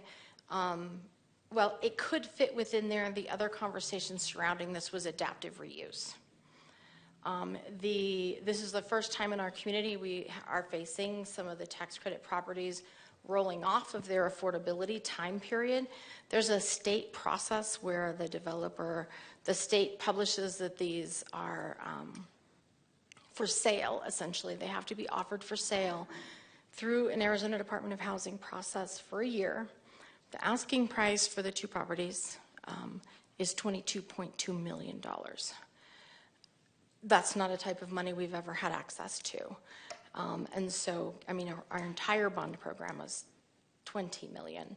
So it is something we've been talking with other communities about. What do you do when something like this comes up?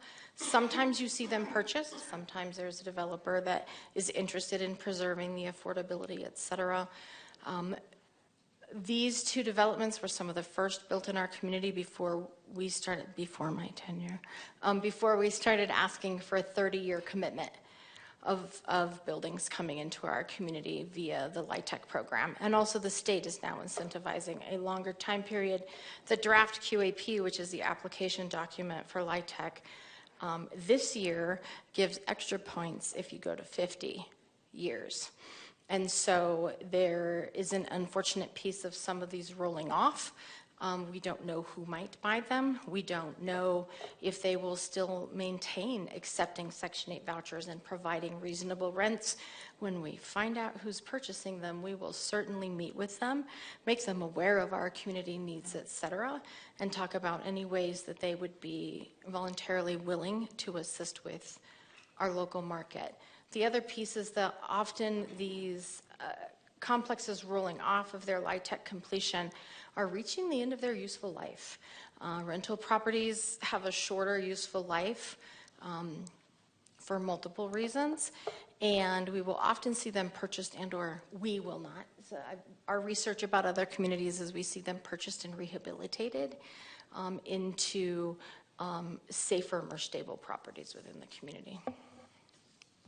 Thank you. And Vice Mayor has a question. Sarah, thank you.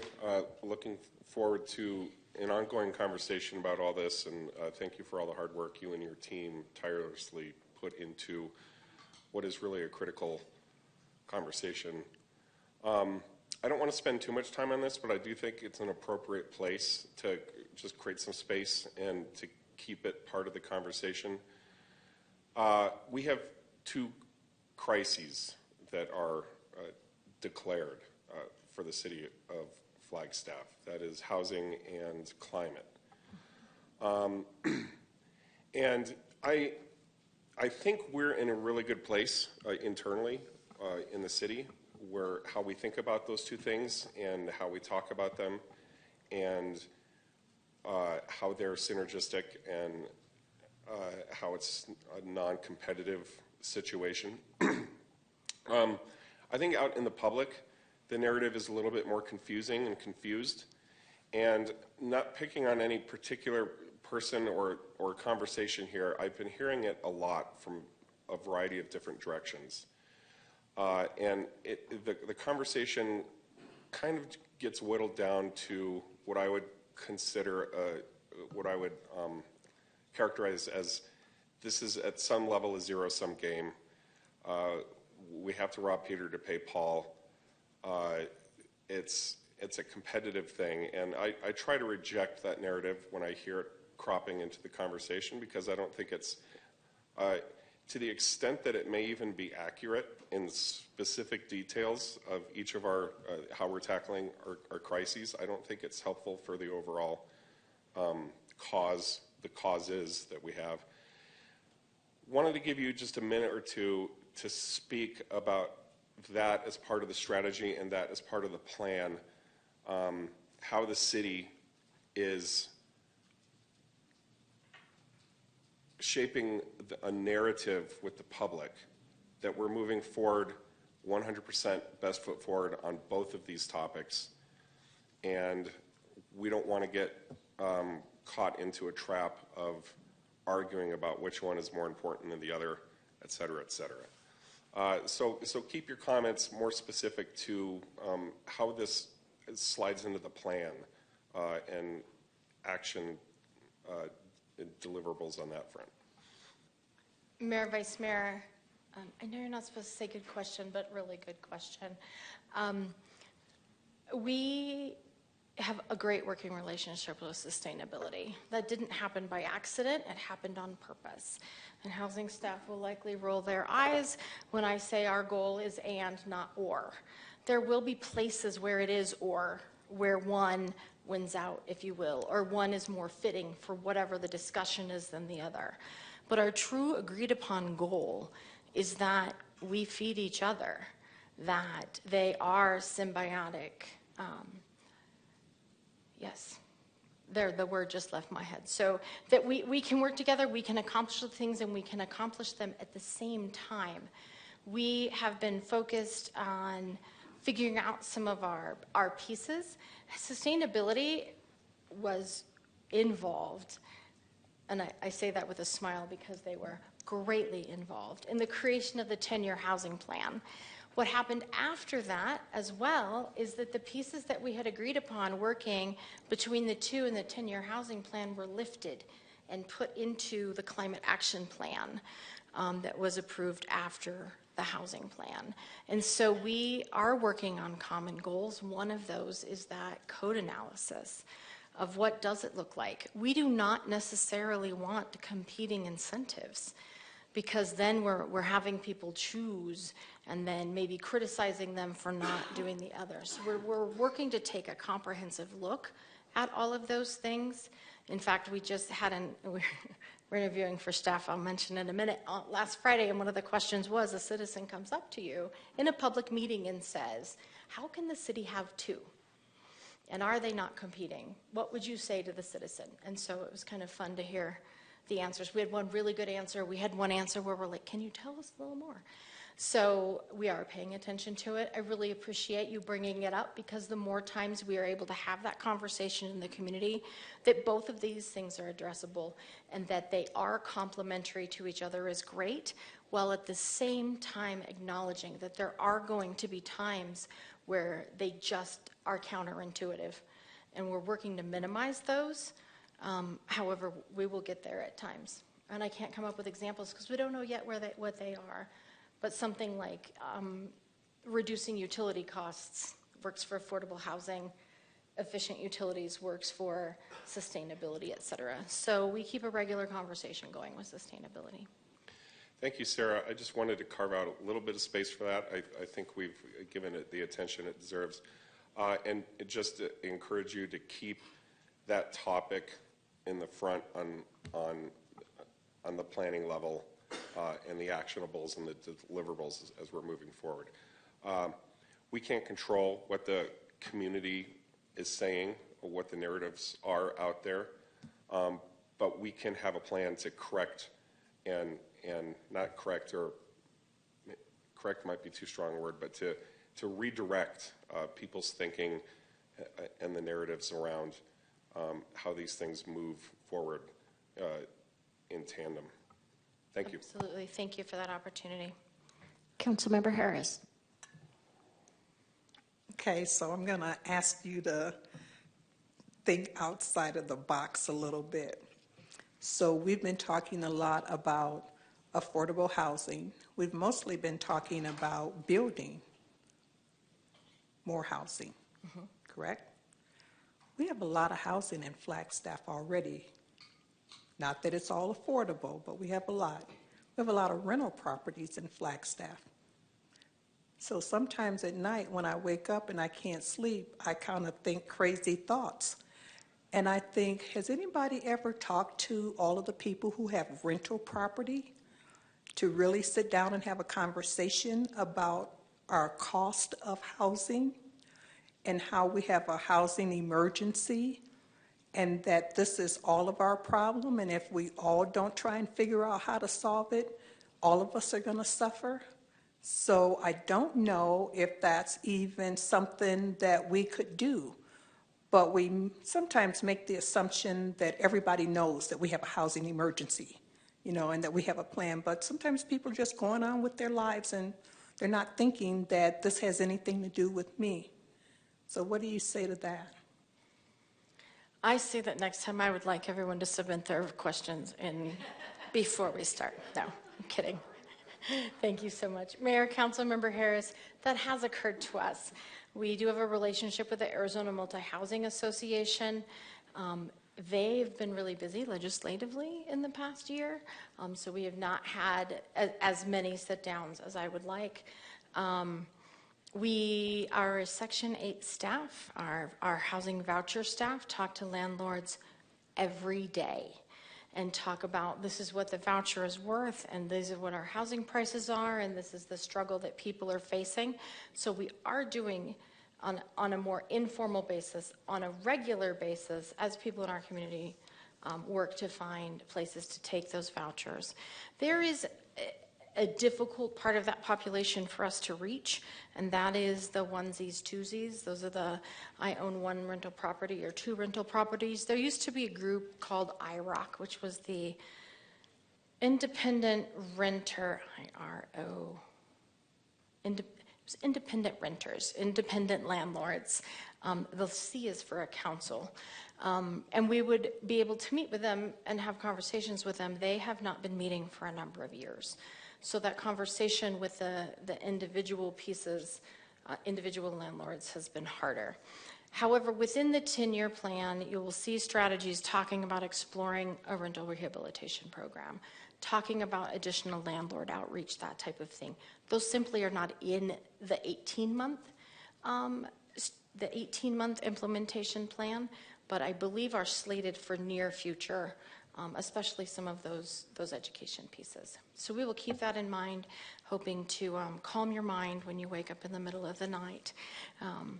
So we'll take note of your interest in that as well.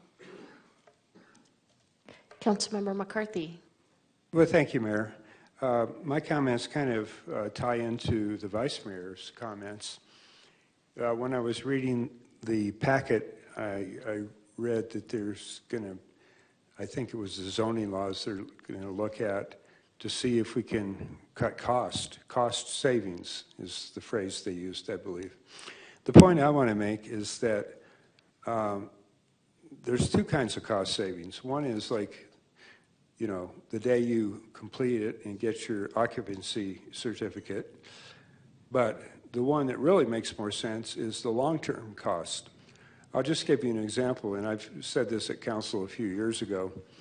When I built the house that I'm in now, I spent just a couple $100 extra and upgraded my insulation. My house has always stayed cool in the summer. I've never been hot in my house in the 18 years I've lived in it. But my neighbors who took the standard insulation and saved like $200 or $300 or whatever it was, their houses were all hot. So what did they do? They went out and spent thousands of dollars on air conditioning systems. I don't need an air conditioning system. So the major point I'm trying to make is that there's short-term costs and long-term costs, and we need to take both into account. sometimes spending a little bit more during initial construction can save horrendous amounts of money in the long run. Lower utility bills, not having to buy air conditioners, etc. So long-term versus short-term. Thank you. Thank you. Ta-da. Thank you for the questions and great discussion. So moving on to bond update. It's important to start out with, we are the first ones in Arizona to undertake activities like this with general obligation bonds that are not infrastructure and construction. We don't have a model to follow. We're harvesting models from other states, et cetera, but when it comes to Arizona law, I'm sure you're familiar, there's a couple things different here. And we are working to do the appropriate research and due diligence to ensure success with the monies that we're being entrusted with. And I want to thank you and the community for the patience as we work to do this the right way, to ensure that long-term success. It isn't always fast, and housing staff is asking legal and procurement and finance questions that nobody ever dreamed that anyone would ask. And so we have had we have great partnerships with our internal support systems, and I wish we had a model. I wish we had a plug and play. We don't. So we're working on it. And it's always good to be first. We were the first municipal land trust. We were the first incentive policy. We were the first doing this. That's always fun and exciting, but it's called the bleeding edge for a reason. And that's because sometimes it's painful to go through it. We get calls from communities all over the state. Can we see your incentive policy? Can we see, how'd you do your land trust? Well, what does this look like? How did you do that? Because we have been the leader in many housing pieces. This is not a pat myself on the back. This is a pat our community and our organization on the back, our city councils on the back, for recognizing that some of the traditional tools just aren't working up here and giving us the opportunity to explore within legal boundaries different things and ways that we can approach these challenges. So before we jump into an update on the housing bond programs, a quick reminder about the role of the Housing Commission. In the 2018 bond election process, the community was vastly concerned about who would oversee these bond funds. Yes, City Council is the ultimate authority, but who is going to provide oversight? In 2018, we listed a list of the types of professions and people that would sit on a body overseeing bond funds. We were envisioning a bond oversight committee at that point in time. After that bond initiative, it's not an initiative because it's not signatures, it was a bond measure, things changed. We lost by 747 votes, and I took that as we don't like the details versus we really don't want to do this. So in between those years, one of the things City Council did was create a housing commission with varied specific membership of folks. It's a 13-member commission. And something that council addressed in the ordinance creating the Housing Commission was specifically the wording, provide oversight of any funds approved by the electorate for housing purposes. So after the bond passed, we sat down with legal and said, so what does that mean? We knew what it meant, but we wanted to make sure we were encapsulating all of those different pieces and came up with the type of wording. The Housing Commission's role is to review and make recommendations to City Council. City Council is free to do whatever they choose to do. The Housing Commission has taken this role seriously. They took creating the bond recommendations very seriously, and this is one of the places I really love having the multitude of voices available on the Housing Commission, because we are seeing different points of view coming forward. So while what I'm going to be talking about is recommendations or where we are in processes, please keep in mind everything comes to you for approval. So the first program that we tackled was incentivizing private sector to incorporate affordable rental housing into new developments. This was noted as $5 million of the $20 million investment. Prior to May of this year, we met with legal and procurement and finance. Everybody did a bunch of research. And at our May Housing Commission meeting, established a working group of Housing Commission members to work with our fabulous Jen Michelson, vet the ideas, bounce things around, what does it look like, utilizing the guidance we received from legal, procurement, and finance. That group met 3 times in June and July and came up with a set of recommendations for program criteria, eligibility, et cetera. They met on October 28th to review the written document, draft written document that Jen had put together that we have now sent to legal for review, but it was only on August 30th. So legal they just got it. We've had lots of interest from the development community. We've had developers call and say, how do I access all 5 million? We've had developers call and say, we saw your bond program and now we're thinking about doing a project in Flagstaff. How much money could we have? So there's 5 million, which sounds like a big number until you start couching it in development. And then it's a much smaller number, and it was intended to leverage other funding sources, et cetera, in order to assist in bringing additional affordable units to the community. We anticipate bringing the draft document after legal review to the Housing Commission in September. You'll see here that when this schedule was created and presented to the Housing Commission in May, we were thinking we'd be back to the Commission in October.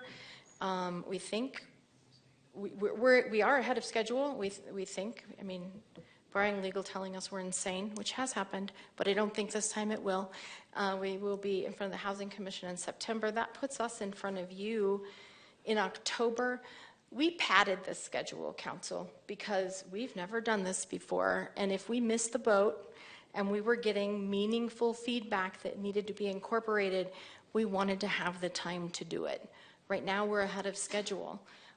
When it comes to the Housing Commission and we get that feedback, when it comes to you and we get that feedback, depending on what it is, we think we can finish early. But we wanted to make sure that we weren't cornering council and we weren't cornering the Housing Commission with, well, the schedule says that we're going to be done in October. We wanted to give sufficient time for the comment periods that go along with that and being able to incorporate your feedback. So you'll see in coming attractions in a moment that this one is on its way to you. The second one we're tackling is expanding the Home Buyer Assistance Program. We do, as you know, have the CHAP program, the Community Home Buyer Assistance Program, already in place.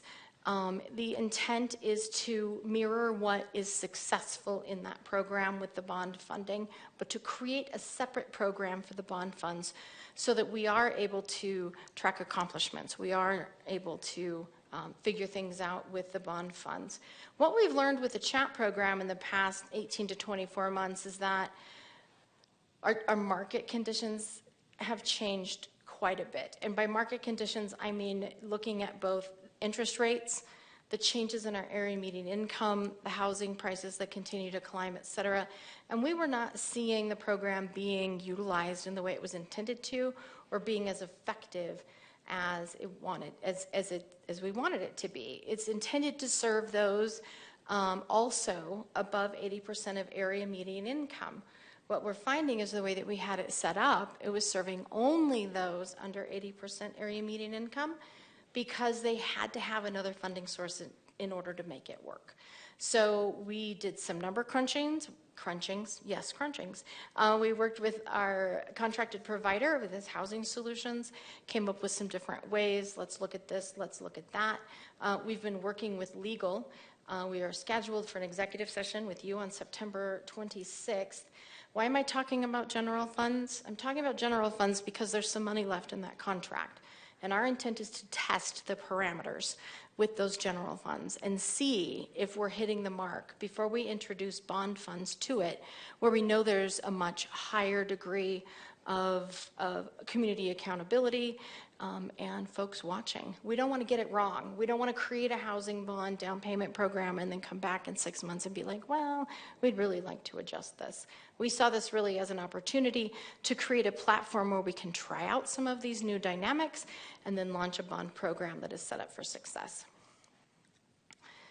And longer term. There were two elements of the bond that we recognize as longer term. One is repurposing existing available buildings into rental units. We've been looking in our spare time for best practices around the country for adaptive reuse. What we're finding for adaptive reuse right now is there are scads of office buildings in dense downtowns that are being turned into housing. We are not faced with that challenge of a dying downtown. So we are looking broadly for other examples. The other two that we are tackling, the incentives and the homebuyer assistance program update, seemed like lower hanging fruit and seemed like more demand is there, especially in the development piece for that, while keeping an eye on the repurposing. If somebody came and knocked on the door and said, hey, have you thought about, we'd think about. And then longer term is redeveloping city-owned housing to create additional rental units. This would be coupled with redoing our public housing. This is a much larger project. I copied this language straight out of the February presentation, anticipate 2 to 5 years. We're working on putting pieces into place that we can move into this direction. We're not there yet. Sarah? Yes, I've got a question about that. It is a huge project. Do you anticipate contracting out with someone to manage that project or bringing on additional staff? How do you think that gets done? I just have a hard time imagining that any one of you has space in your schedules to oversee something like that.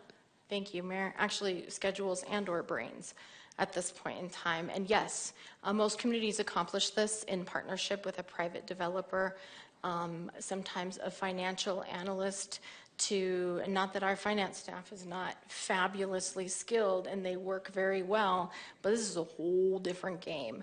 And so, yes, we anticipate being able to do that. Having a little bit of money in the game at this point in time will give us a different position to negotiate.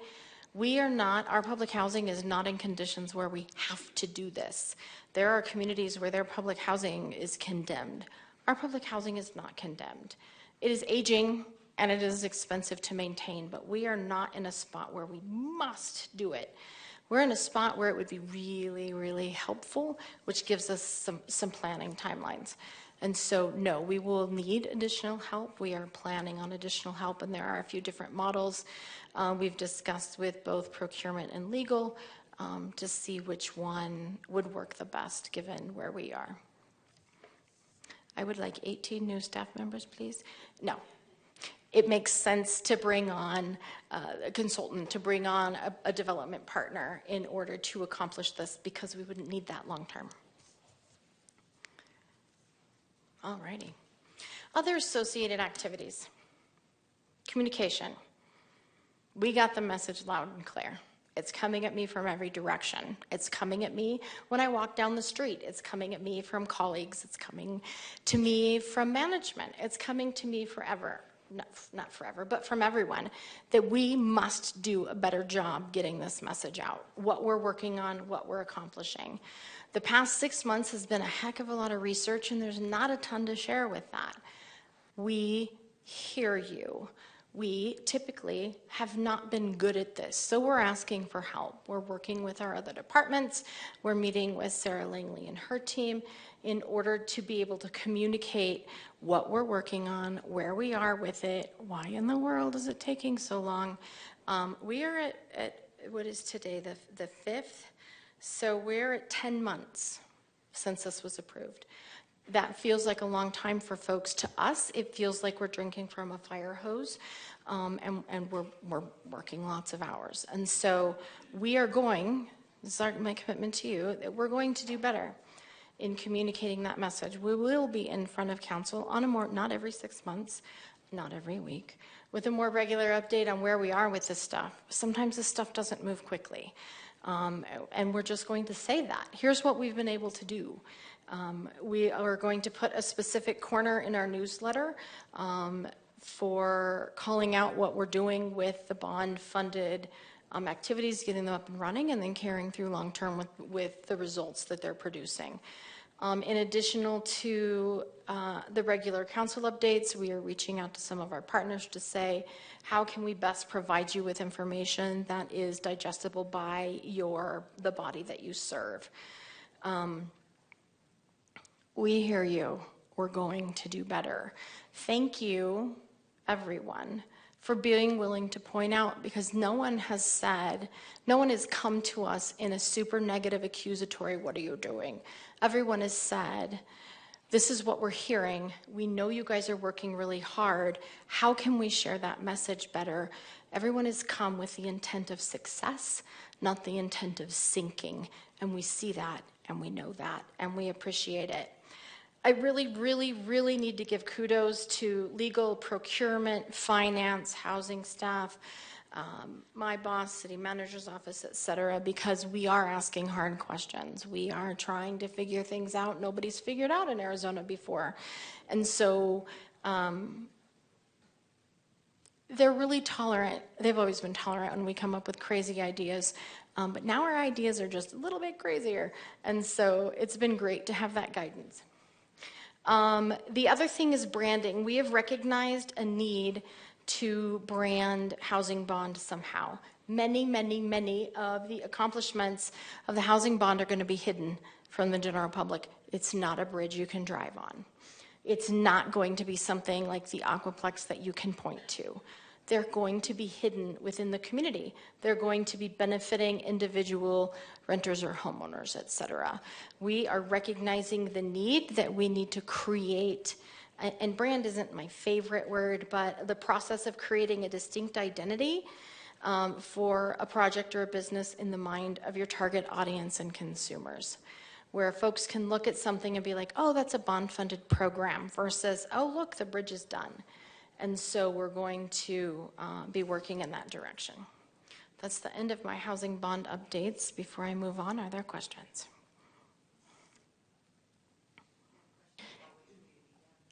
Okay. Councilmember Sweet, then Councilmember Matthews. Thank you, and thanks for the update. I'm still a little confused on the working group, the commission, and how that all comes back to council. Can you elaborate on that a little bit? I sure can. Thank you, Councilmember Sweet, for the question. We started with a working group of interested Housing Commission members that had specific expertise in the area to come up with recommendations and vet ideas before it went back to the full Housing Commission. That draft document, once vetted by legal, will go to the full Housing Commission for review and feedback from the full commission. They might tell us go back. They might tell us we don't like this or we do like that. Then once they have agreed and made a recommendation on this is what we recommend this program look like, it will come to council for approval. Thank you. So I appreciate all of the process and the time and effort on this, and I know you all are working hard. I guess my question is, do we have any shovel-ready projects that are ready to go that are going to fall off their timeline because of the process that we're in right now? Mayor, Councilmember Sweet, it depends on your definition of shovel-ready, but in housing land, shovel-ready means we're ready to turn dirt, or we have everything in place we need to do to move forward. And we have not been in touch with a developer that is at that stage of moving forward. So we are highly sensitive to the tax credit application process that is typically due the first week of April, and making sure that our process lines up with that so that anybody intending to use this as leverage for LIHTC is able to do so, et cetera. And so we've been in touch with multiple developers. We have not had somebody who has everything done and is ready to turn dirt, if only. Can I ask one step further? Do you have anything that is almost shovel ready? Because what I'm hearing is that we have some projects in the works that are needing some assistance, and we're kind of in the middle part of it. Yes, and so are we. And so I think the piece to that is one of the reasons why there's a work session next week where we can pin down those details of where they are in the process. My understanding is that there are still many planning steps to go through before it would be shovel ready. And I appreciate that, and I look forward to next week and hearing more of the process. Thank you. Thank you. Councilmember Matthews. Thank you, Mayor. Sarah, your department works so hard, and I really appreciate, I've known you guys for a really long time from my past and actually current life. But I appreciate your talking about communication, because as we always experience, no matter if it's housing or what the other subjects are, it's all about public perception, and what they don't know they make up in their minds, and that's the truth that they come to. So I really appreciate hearing that we can always do better in communication, but it's not all. I just wanted to point out that it's not just housing that's responsible for our housing crisis.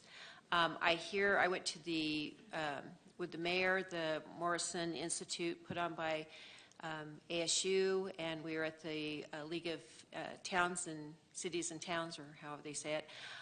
Everybody's talking about the housing crisis in Arizona and nationwide. A lot of great information about tax credit housing is one of the leading remedies for workforce housing. I've also heard a lot of comments about Flagstaff maybe being one of just a few cities that require a site plan before we allow grading, which is challenging for tax credit developers because of their short time frame in getting things turned around. And I think every session I went to in the various presentations, both at ASU and down in Tucson, they talked about also zoning for multifamily is the biggest issue preventing affordable housing, that we need to look at our zoning and our codes and our processes to make sure that we're allowing for multifamily for higher density. And so, it's not just, it's easy to put the burden all on housing, but we've got a lot of different departments that can contribute to the success or the frustrations in achieving the goals that we have. ADUs, we've talked a lot about having a stamped set of plans that can minimize the costs and stuff. And so I just want to say it publicly that we have to come at this from a lot of different directions. And communication is one, but the actions are another. I've asked on multiple levels about putting how we are, each agenda item, how it connects to housing, our housing plan, just like we have for, our budget and our carbon neutrality and our regional plan, because publicly, when people see that we have it in the forefront all the time, it gives them that assurance that, look, everything that we're doing, we're seeing how it connects to advancing that. And I don't know, there's no movement in that, but I keep hoping and I keep asking. And it seems like a little thing, or maybe it's too big of a thing, but when it's never on the agenda unless you come and do a presentation, people think out of sight, out of mind. So I think there's a lot of things little things that we can do to make a big difference. But I just want to say how much I appreciate the work that you and Justina and your whole team does, because you have a lot of properties and you have a lot of moving parts, and you guys are doing a great job, and I just want to give you my appreciation and your whole team. Thank you. Thank you, Councilmember Matthews. I think one of the strengths of the 10-year housing plan is that it does acknowledge the needs for the code analysis with that lens to both housing and sustainability. Remove barriers to achieving the goals of Flagstaff's carbon neutrality plan and the Flagstaff's 10-year housing plan. Identify how existing codes create unintentional barriers for achieving carbon neutrality and the city's housing goals, and suggest code provisions that will reduce barriers and increase opportunities while preserving values the codes are intended to address. This is all language coming out of that code analysis RFP, RSOQ. So yes, one of the things in watching some of the legislation moving through the state legislature last year is some of the things being suggested to be done we've been doing. And that's kudos to our planning department, our building department, et cetera. And so can we improve? Of course, there's always room for improvement, especially for new discussion. But there are quite a number of things that other communities are going, oh, you know, we could try. And when we look at our codes, historically, we're doing those. We do have one of the goals in the 10-year housing plan and also in the sustainability plan is to create those pre-approved ADU plans so that someone can come in, we say, here's 4 models, pick away, you can do whatever you want, but if you use one of these, you can get past that process. And so that is something that we've been having conversations with sustainability about, again, in our spare time. Our focus has been other places, but those items are certainly not lost. And I appreciate the recognition that this isn't simply a public funding problem, and it's not simply a public body problem. It is for all of us. And so thank you for that. Any additional questions or comments? Great presentation. Thank you. One more. Oh. Federal and state funding. Yes. There's been a lot of money moving. I thought I'd give you a quick flyover of that. So we're used to administering about $700,000 to $800,000 a year. In the past 2.5 years, we have been entrusted with $7.5 million to administer, and we're doing it. This is Christine Pavlik and Marissa Malloy, who are overseeing these contracts. You can see here, I'm not going to go through the funding sources. You can see the awards and what's remaining. Several of them are spent all the way down. Right now we have 9 open contracts, 10 pending. Some of them you approved tonight. Thank you very much. Some are on the schedule for next week for approval, and 20 closed contracts. And we still have almost $1.2 million to allocate. So those processes are moving forward, and we are our staff has done a phenomenal job absorbing the extra responsibility that came with administering these funds. Thank you for trusting us to do so. Some of them had different rules than we've ever worked with before, so that's always fun and learning. And this is where I give a shout out to grants and contracts, because while we're entrusted with it, Grants and Contracts is busy doing 1,000 things as well. Grants and Contracts has really stepped in and helped us navigate some pieces that we may not have the staffing for or we were unfamiliar with. And so we are incredibly appreciative to the Grants and Contracts team in helping us navigate some of these pieces. Staffing update. Council, thank you for approving 1 new position, a housing planner position approved in the 24 budget. We had second interviews conducted on Friday. Breaking news. We had 2 candidates. We think we're at a point of making an offer. Hopefully we can land the individual. That position will help us with the significant increase we've had in our work program, which I'm reflecting here, which I've been talking about. I don't want to say that we're suffering from success, and I am by no means complaining. I love the support. I love the fact that the community is finally starting to understand and pay more attention, and we're doing our best to move things forward with the resources that we have. Coming attractions, I'm not going to go through these dates, but you can see the number of times we're going to be here with you or in another venue, bringing things forward with grant agreements coming forward. We have an executive session on down payment assistance. I put the Housing Commission meetings on here. We're planning to come in October with the CHAP contract renewal, and then possible council work session for rental incentive, depending on how Housing Commission goes in September. October's Housing America Month for outreach. And November, if we're not able to get there in October, then the rental incentive program work session and or approval of program, which puts us still ahead of schedule. I'd like to thank you for the recent appointments to the Housing Commission. I know that was a big number of people. We've already planned and invited folks to an orientation session with them, and we'll also go over Housing Commission duties and responsibilities at our meeting in September. And with that, I would like to say thank you for your time and attention, and I'd be happy to answer any further questions. Now's where I say good presentation. Okay, thank you. Any additional comments or questions, council? All right, thank you so much. Thank you, housing staff, all of you. Thank you for the opportunity to give the update, and we appreciate it when you carry, because I know that you do, when you carry our messages out into the community as well. So thank you so much. It takes all of us. What does it say? It takes the teamwork to make the dream work. And so it's corny, but it's housing staff, so it is corny. Thank you so much, and I will get out of your hair. All right, we are moving down to item number 10, future agenda item requests.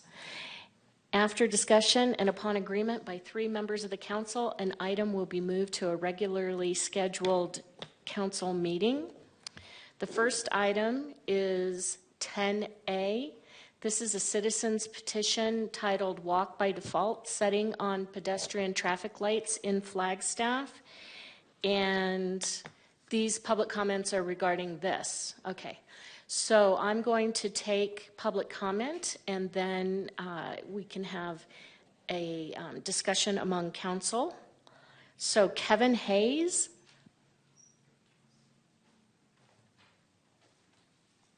Hi everyone, how are you?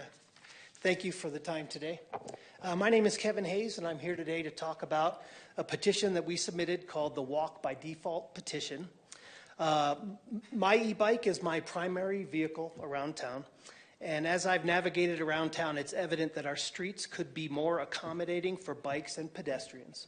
So today I want to share a simple solution that could enhance safety for everyone at a minimal, if any, cost to the city. In most parts of our town, when traffic lights turn green, the pedestrian crossing light remains red. To activate it, you have to press the button before the light turns green in order to walk across that process. This is a challenge for bikers and pedestrians alike. This proposal syncs the pedestrian signal with the green light, making crossings smoother and safer. This change addresses multiple concerns. Bikers like me struggle at intersections. It's currently very difficult to use trails like the Foots trails and other trails that cross vehicle intersections because the crosswalks do not turn by default. So again, you have to stop, press the button, or get off the bike to continue at intersections. I've seen many pedestrians, especially visitors, encounter confusion when the light is green, but the sign says, the pedestrian sign says do not walk. For vehicles, these lights being defaulted to do not cross causes vehicles to disobey pedestrian safety. Any driver who has recently passed their driving test can attest that vehicles are required to yield to pedestrians regardless of that crossing sign, but subconsciously they see the do not cross and they refuse to let pedestrians and bikers cross. This is not safe and it needs to change. Additionally, we're looking at considering this leading pedestrian interval. The leading pedestrian interval, it grants pedestrians a brief head start before the vehicle receives a green light, less than a few seconds. This seemingly minor adjustment can reduce accidents, especially during right turns, without major costs to the city or the drivers.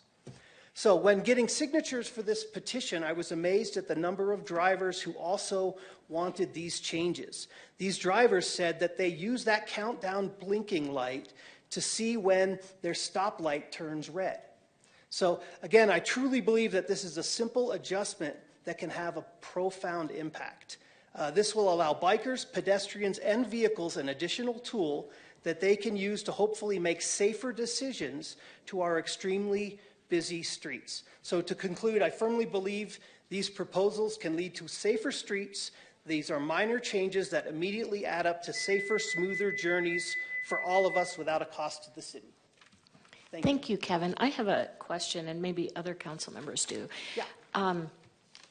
Did you have an opportunity to read our traffic engineer, Jeff Bauman, or traffic planner, Jeff Bauman's I've seen memo? it. I haven't, no, the memo I haven't. I thought the plan you were talking about.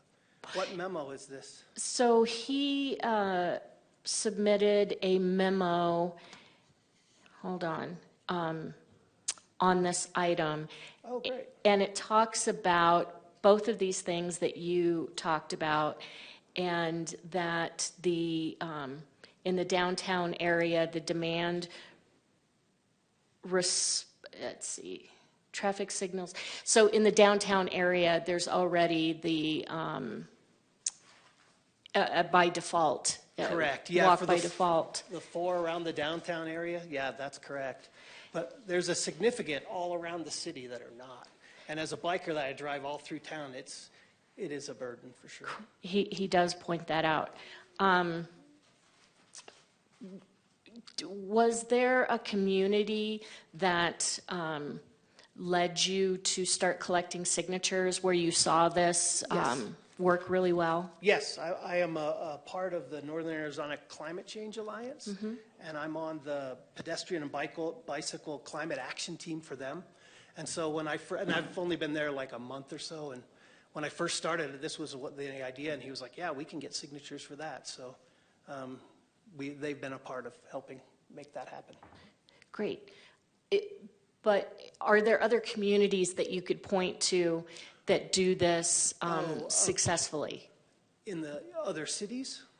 I don't know of any other And cities. it's fine. It's look. fine Yeah. if you don't have to have suggestions. I was just going to make note. And Yeah, we've done some looking, and some other people have said, like, I think Tempe, if you look at downtown Tempe, those lights seem to work. I mean, to be honest, I'm kind of shocked that it just hasn't happened by default, because it's usually, like I said, seen. But I've seen around Tempe some of those, but I could look and get that information for you. Thank you. Any other questions for Kevin? Okay. Thank you. Okay, thanks. So next up, we have Adam Shimoni.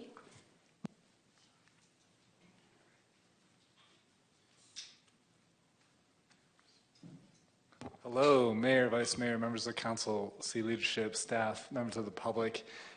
Hope everyone had a great summer. It's so good to be back in the chambers with you all. How exciting. Thank you for considering this citizens petition. I want to start by saying we are all pedestrians, right? And our roads infrastructure should put the pedestrian first. Future city projects do include pedestrian lead interval, LPI, specifically Lone Tree and Butler, I believe is going to have LPI integrated, which is very exciting. But there's so many streets around town that are not being addressed anytime soon. So for us to look at implementing LPI, especially where the regional plan prioritizes pedestrians, I think would be worthwhile as part of this fair. Downtown being one of those, right? So those places that already walk by default should really be LPI, which gives the pedestrian 3 to 7 seconds and the cyclist to cross or at least begin crossing. We know that about 50% of our crashes, when looking at our crash data report, are at intersections from that right turn. And so LPI plays a huge role in pedestrian and cycling safety. For a second, I want you to think about places that you've traveled to that you love. You know, what kind of places are those? Generally, those are places that you can walk and bike, and you can really sense a sense of place, right? Perhaps Telluride comes to mind. Perhaps other places across the nation come to mind. I recently went to Seattle and Bellingham, and I was so impressed by their bicycle and pedestrian infrastructure. It was mind-blowing. They had lead pedestrian interval, they had separated bicycle infrastructure, and great public transit. It was extremely inspiring and also triggering. I was very triggered the entire time because I was like, we could do this here. And they had maybe 10 different versions of our separated bike lane pilot, not just the curbs. They had all sorts of options. But we need to catch up, right? So this is an easy win for us to consider. Making Flagstaff more walkable creates a sense of place, increases quality of life, and improves safety. Arizona has a car-centric culture, and Flagstaff has been impacted negatively by this type of thinking. We've come a long way in the past few years, but we still have a long way to go. Getting around town as a pedestrian is challenging, to say the least, and LPI and Walk by Default can really help kind of set the tone moving forward. And then on behalf of Flagstaff Biking Organization, FBO generally supports pedestrian infrastructure and safety efforts such as this, and we'll also hope that you consider more bicycle LPI type of infrastructure moving forward. Thank you for your consideration, and I'm hoping that there's 3 in support of this tonight. Thank you. Did you practice that at home so that you were right on the 3 o'clock? 3? Nice, thank you. Dapper Dre.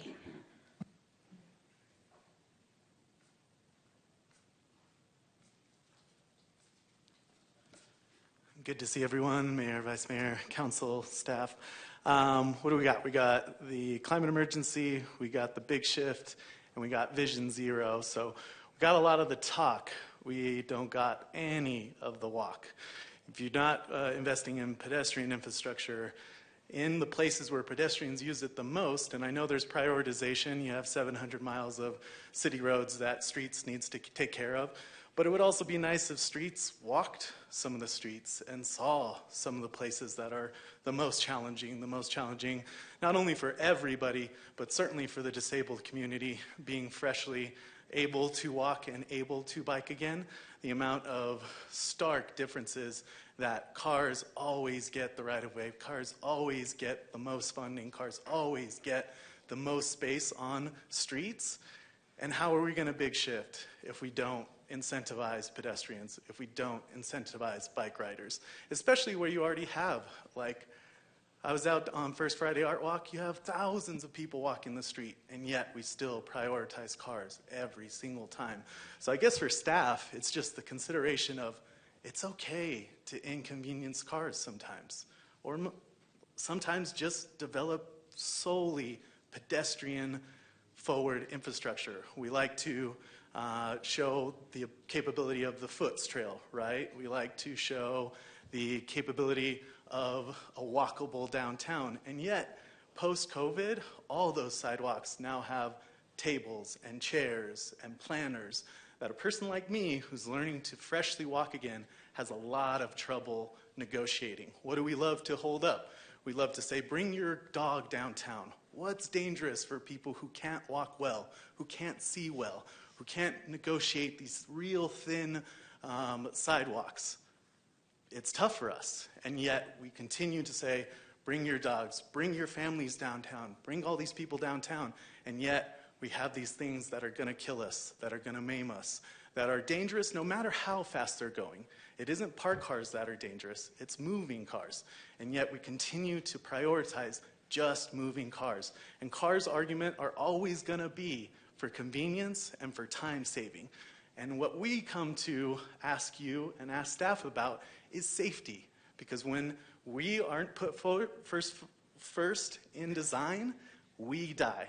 We get to call, we get to spend 4 months of our time in the hospital.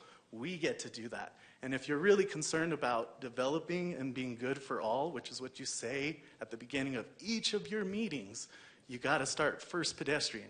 You got to consider that anything besides pedestrianism is alternative forms of transportation. Start thinking that way, and you'll start making that big shift.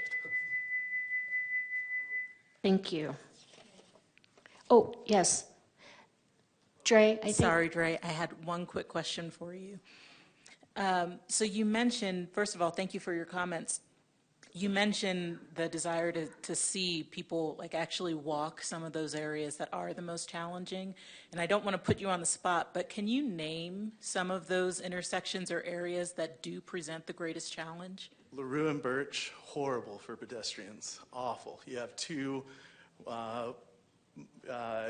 lanes traveling at the same rate, only 2 stop signs to cross from up LaRue, right, or down on LaRue, and people coming from San Francisco are going so fast, they're constantly turning from the far lane left, which is also another pedestrian crossing, awful. As far as sidewalks, you're probably the place where the most people walk are the worst sidewalks in towns. Pita Pit Corner, oh my God, talk about like traumatizing. When I was first learning to walk again, getting to that corner at Peter Pitt was like, what's gonna happen? I'm gonna fall into the street. I'm probably gonna get another injury from this. Right outside of Pay and Take, that new patio is dope. The amount of sidewalk that you have to use, awful. Most of the tree wells in downtown Flagstaff are into pedestrian right-of-way for the vast majority of uneven spaces. A lot of the brick, pretty much all of San Francisco from where Mountain Sports is to where the Corner Tavern is. And the Corner Tavern, whew, oh man, that's like waiting for somebody to stumble out drunk and get hit on Route 66, like 100%. All the development of most streets is always like car projects are happening on the books like every year, 5 years. Downtown Improvement District hasn't been worked on since the mid-90s. Foots Trails was built 20 years ago. All these things that don't get reiterated until somebody dies or somebody gets hurt. And you plan parking in the way that it's, what if this many people all used parking, right? Like if you think about a Safeway. They build it for the maximum just in case. And then the vast majority of the averages is it's not full.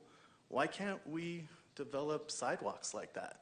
Develop for the maximum that can be used, the maximum comfort for people who are pedestrians, because that provides for everybody, and cars only usually provide for car owners, which statistics say is only 70% of Flagstaff.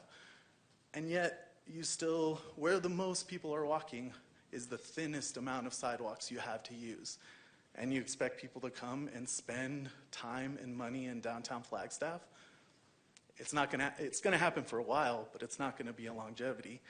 And another thing is street trees. It's getting super hot on those blacktops in the middle of downtown. You're not gonna wanna walk around and sit in the sun without some kind of shade.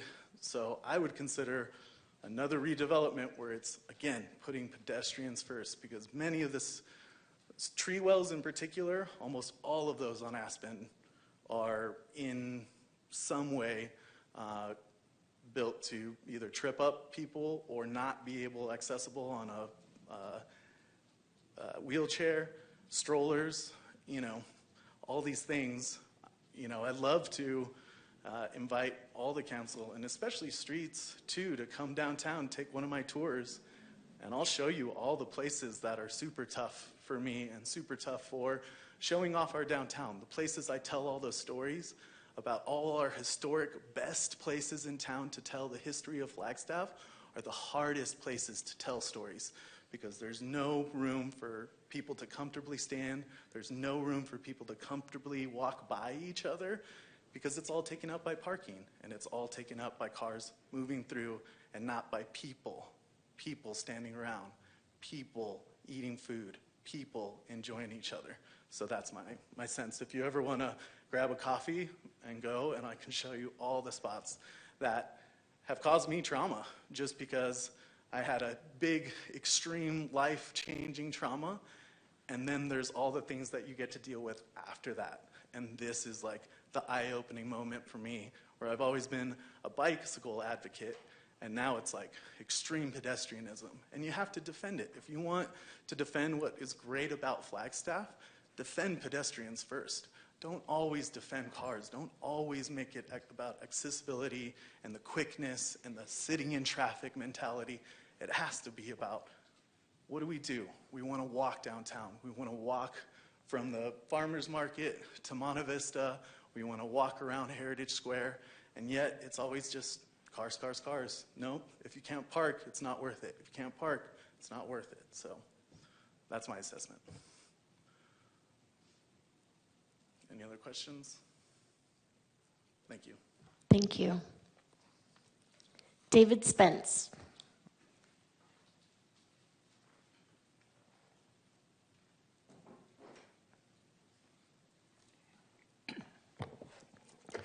Good Good evening, Mayor and council members. My name is David Spence. I own a home in Sunnyside, 2821 North Main. I'm here in support of the council putting this item on a future agenda. And I'd like to just start by asking people to close your eyes and think about how you characterize your city. We're the first dark sky city. We're a city in a large ponderosa pine forest. We're a city at the base of the San Francisco Peaks. We're the home to Northern Arizona University. Now, open your eyes and realize that we are not a bicycle-friendly city. If you Google 50 top bicycle-friendly cities in the United States, you won't find Flagstaff. And this agenda item, if you'll put it under future consideration, would go a substantial way to having Flagstaff get on that list. We already have the loop trail almost completed, a 40-mile loop around Flagstaff. We've got the Arizona Trail that comes up to Flagstaff and goes through on 2 different routes as it goes north or south. And there are a lot of good things about Flagstaff for bicyclists and pedestrians, but this agenda item would go a long way. And I want to just briefly tell you a true story. 20 years ago, I was in front of the downtown post office, and I saw a bicycle with a bob trailer and a flag on the back that said, non-directed kidney donations, ask me about it. So I waited for this bicyclist to come out of the post office, and we had a 45-minute conversation. He was riding cross-country. He chose to come through Flagstaff to raise awareness about non-directed kidney donations. And after talking with him for 45 minutes, I am a physician, so I stood there and I realized, why didn't I ever think about donating a kidney? I've donated blood, I've been on the bone marrow donor list, but I'd never given a kidney. So I took his encouragement and I went ahead and I was the first non-directed kidney donor in Arizona as a result of a chance encounter with a cross-country bicyclist. So I encourage you to put Flagstaff on the map for long-distance cycling as well as local. Thank you. Thank you.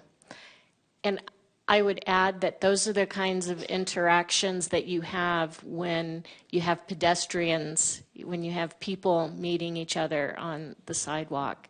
So thank you for donating your kidney. All right, council. Do we have 3 council members who would like to see this move forward and be placed on an upcoming agenda?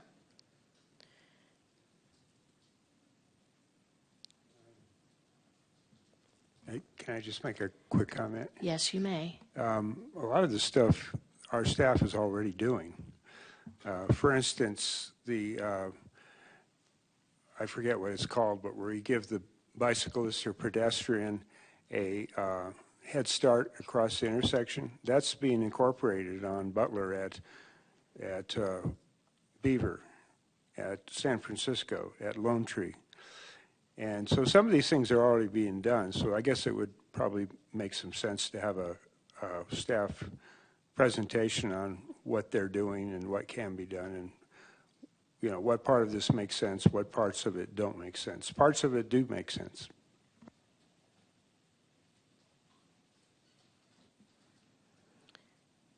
All right, so I believe council is unanimous in its desire to have this put on an upcoming agenda.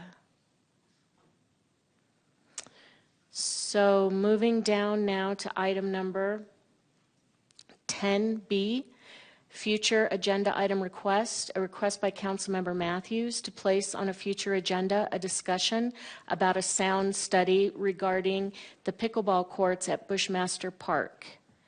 Councilmember Matthews. Well, let me take public comment and then have you discuss why you wanted to have this on the agenda. So first up, we have Audrea Smith.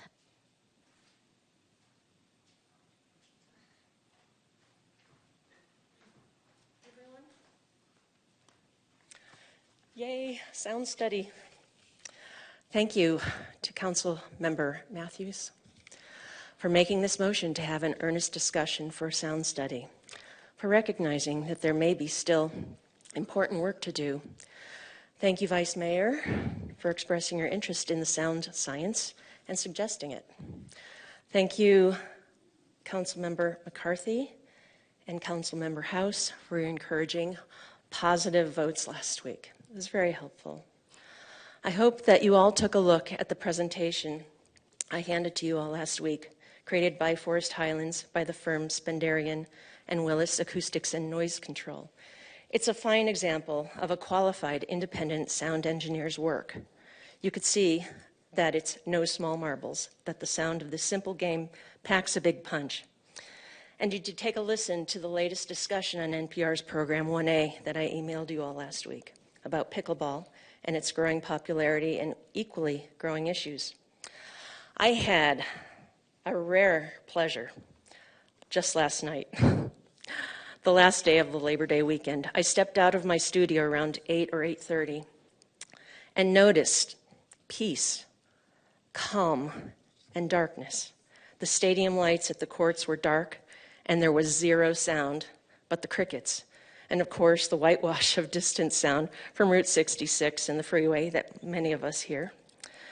With absolute joy, I gathered my dog and cats and a book and plopped on my fabulous, mostly unused sofa under my mostly unused patio and spent a glorious hour and a half before I went to bed. So I'm here to tell you that I am really pleased and support that you would consider hiring a firm that can conduct an independent study that offers sound guidelines to follow to implement a good and fair plan for everyone concerned. Thank you very much. Thank you. Kathleen Day.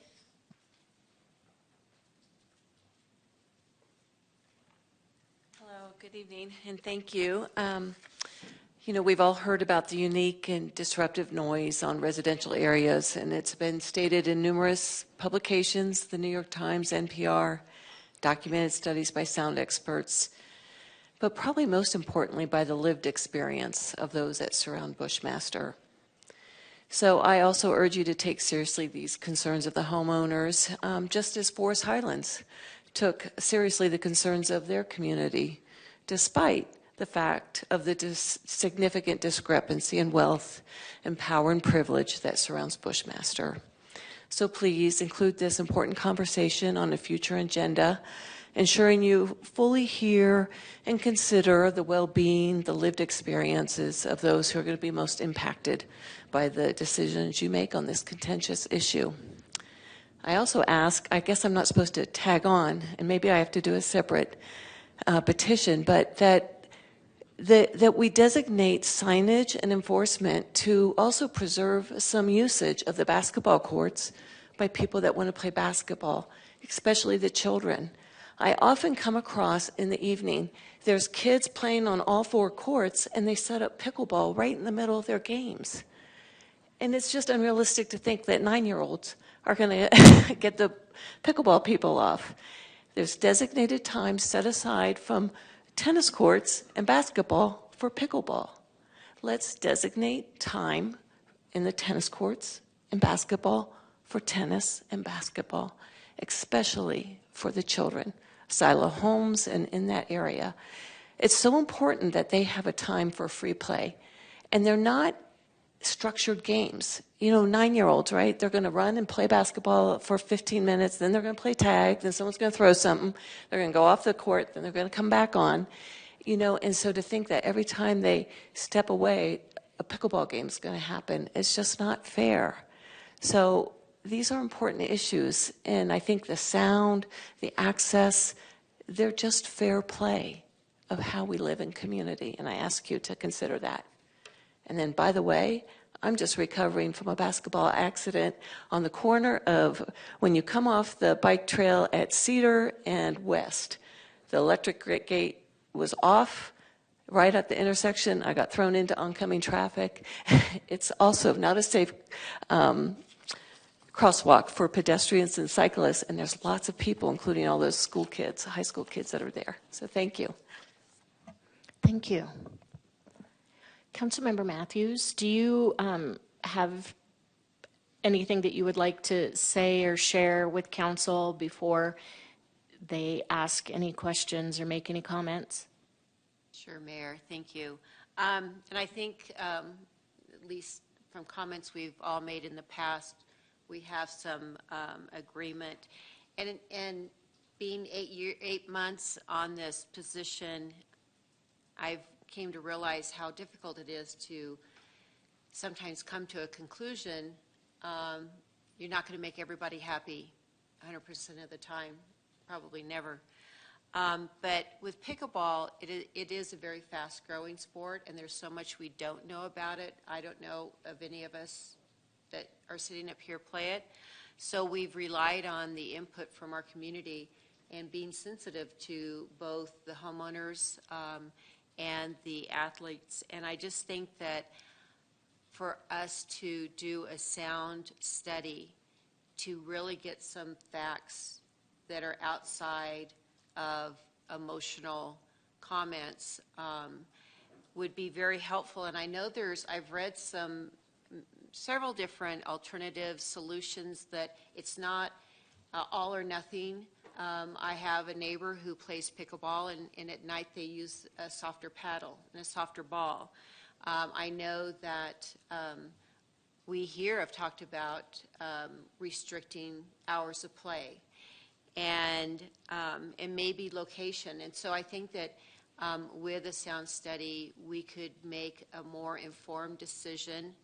I don't know that we'll get closer to a more popular vote, but at least a sound study would give us more documented evidence on what we're voting on, because I do appreciate, and I'm very sensitive to the passions of people wanting to get out and play and enjoy the fresh air, and also quality of life for the people who live around there. I know pickleball has been being played for the last 3 years, and I don't know that we've had any complaints, so I think that there's solutions out there. It's not an all or nothing if we do it right, and I think the sound study is a responsible step forward, so we're considering all aspects that we may not have been told or are aware of yet. So, thank you. And just a reminder, this is not to decide to do a sound study. This is just to put the question on an upcoming agenda.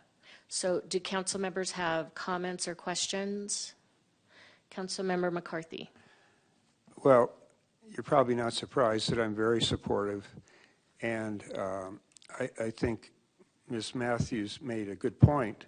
This isn't an all or nothing. I mean, this may say we need to put up a 60-foot sound wall, and it'll cost $2 million. Or it may be that we say that based on the analysis that we only allow soft paddles and soft balls, which won't cost the city anything. So there's a whole range of things that could or might not be appropriate. So to have a study makes total sense to me. I think, if we decided, council decided to put pickleball courts in this location, which I didn't support because I think pickleball is great, but it's a bad location. But at the very least, as a compromise, we need to do a sound analysis study. I feel very strongly about it. Thank you. Councilmember Harris, then Vice Mayor.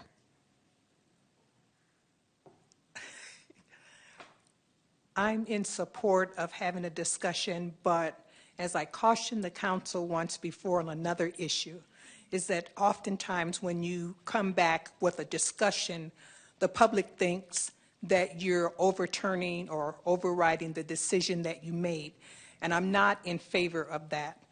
I think I'm more in favor of working with our staff. They're professionals. I think they can help us make good decisions about what we're doing with this project. And I don't want the public to walk away thinking that, oh, now they're not going to build pickleball courts. And so that's my caution and that's my concern. And so I'm not going to support that. Thank you. Vice Mayor.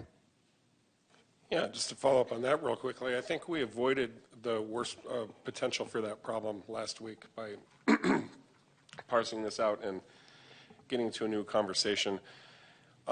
Just on that topic, I'm supportive of doing everything we can and having the conversations we need to and getting the analysis done to make the neighborhood as copacetic with pickleball as possible. I do wonder, I mean, I'll support this moving forward for a variety of reasons, but I do wonder if we're talking about the same thing. I'm not sure we need a sound study. I would argue that we know that pickleball is noisy, and we don't necessarily need an analysis or a scientific cudgel to drive that point home. The question is really, how do we mitigate the negative impacts of pickleball on the neighborhood? So I would just like to further parse those out and make sure that we're spending our money and our time and our city and staff resources on the solution we're looking for and not idle analysis. When I think we're probably all ready to acknowledge the conclusion that would become from a consultant, which is, yeah, pickleball can be noisy.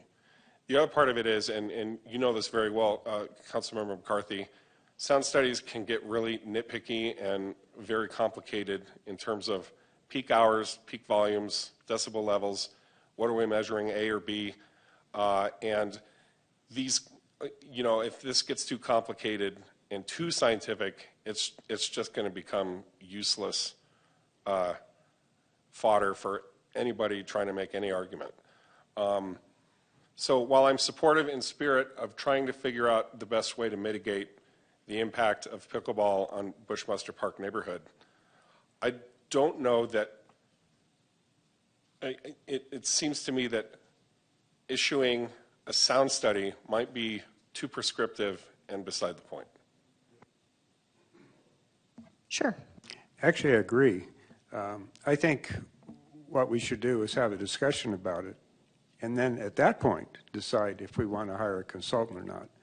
To speak really openly and honestly, we had a noise issue from patio bars, and we hired a consultant. And I'll just be honest, it was a waste of money. It didn't accomplish anything. They made conclusions with no backup, no rationale for it, and I don't want to see that happen again. But I do think we need to have a discussion about, there are some options like soft balls, soft paddles. Maybe we can put in some reasonably priced sound walls or whatever. But I don't know that we need some PhD consultant to lead us down that path. But we do need to have the discussion ourselves. Thank you. Councilmember Matthews. Thank you, Mayor. And I agree with Vice Mayor and Councilmember McCarthy. My goal in suggesting this sound study was in anticipation, and maybe the cost is not necessary if we already read, like I mentioned, soft paddles, soft balls, sound walls. Maybe we just have that discussion to implement those. We talked about sound walls early on, and we kind of passed over it. But my goal was to come up, have somebody tell us, or if we already think we know it, but somebody to tell us, well, if you did this, this, and this, you could mitigate the impact to the neighborhood. And again, I'll mention that pickleball's been played there for the last 3 years. And I know the big concern is, well, it's a growing sport, so more pickleball will be played.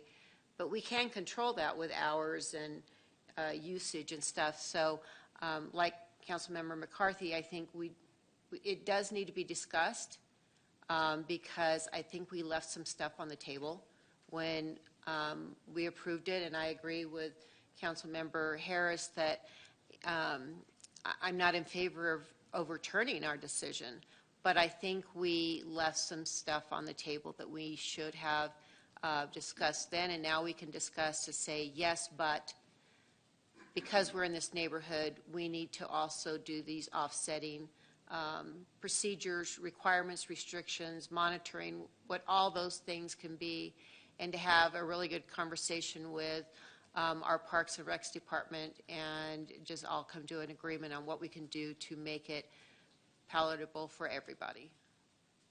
Thank you. And I see our city attorney's microphone is red. Thank you, Mayor and Council. As we've discussed in the past, the wording of fairs is very specific, and what I'm hearing discussed up here is, as you worded it, Vice Mayor, if I can use your words, mitigation of the impacts of sound of pickleball near Bushmaster Park. That's not what's on the fair before you tonight. If that's the direction that you're looking to go, what I would suggest is not moving forward with the fair as it's written tonight. And I hate to say this, but asking for a different fair to mitigate the impacts of sound and noise from pickleball at Bushmaster Park that way. Yes. Sterling, the words say sound study. Council can do a sound study. The PhD could do a sound study. There's 100 different ways a so-called sound study should be. So I don't know that we need to interpret that phrase that rigorously, because I don't think it was meant that way. I think a sound study by council would be a sound study. I would not disagree, Councilmember McCarthy, but unfortunately I don't see anything in here about mitigating the impacts of noise on, from pickleball at Bushmaster Park. I know what's being discussed, and I'm sorry to split hairs that way, but it's a very high-profile item, and for that reason, I think the most precise language and the most precise fair would probably be best. And Councilmember Matthews, no offense, I think that's you took from the petition a sound study, but I think what you have expressed as a couple of members of council tonight, not a majority, is more along the lines of where you all would like to go as far as having a discussion on mitigating impacts. And I'm just suggesting some language that may help you do that better when someone may come back and say that's not what the fair was about. Well, Mayor, two comments. I think when we say we're going to do a sound study, it's implicit in that implies that you might do something about it. We're not going to do a sound study just for the hell of it. My other comment is maybe it would make sense that this come back next week with more precise wording, but if I think I will support this fair, but if it fails, I'll come back with something with carefully worded phrasing.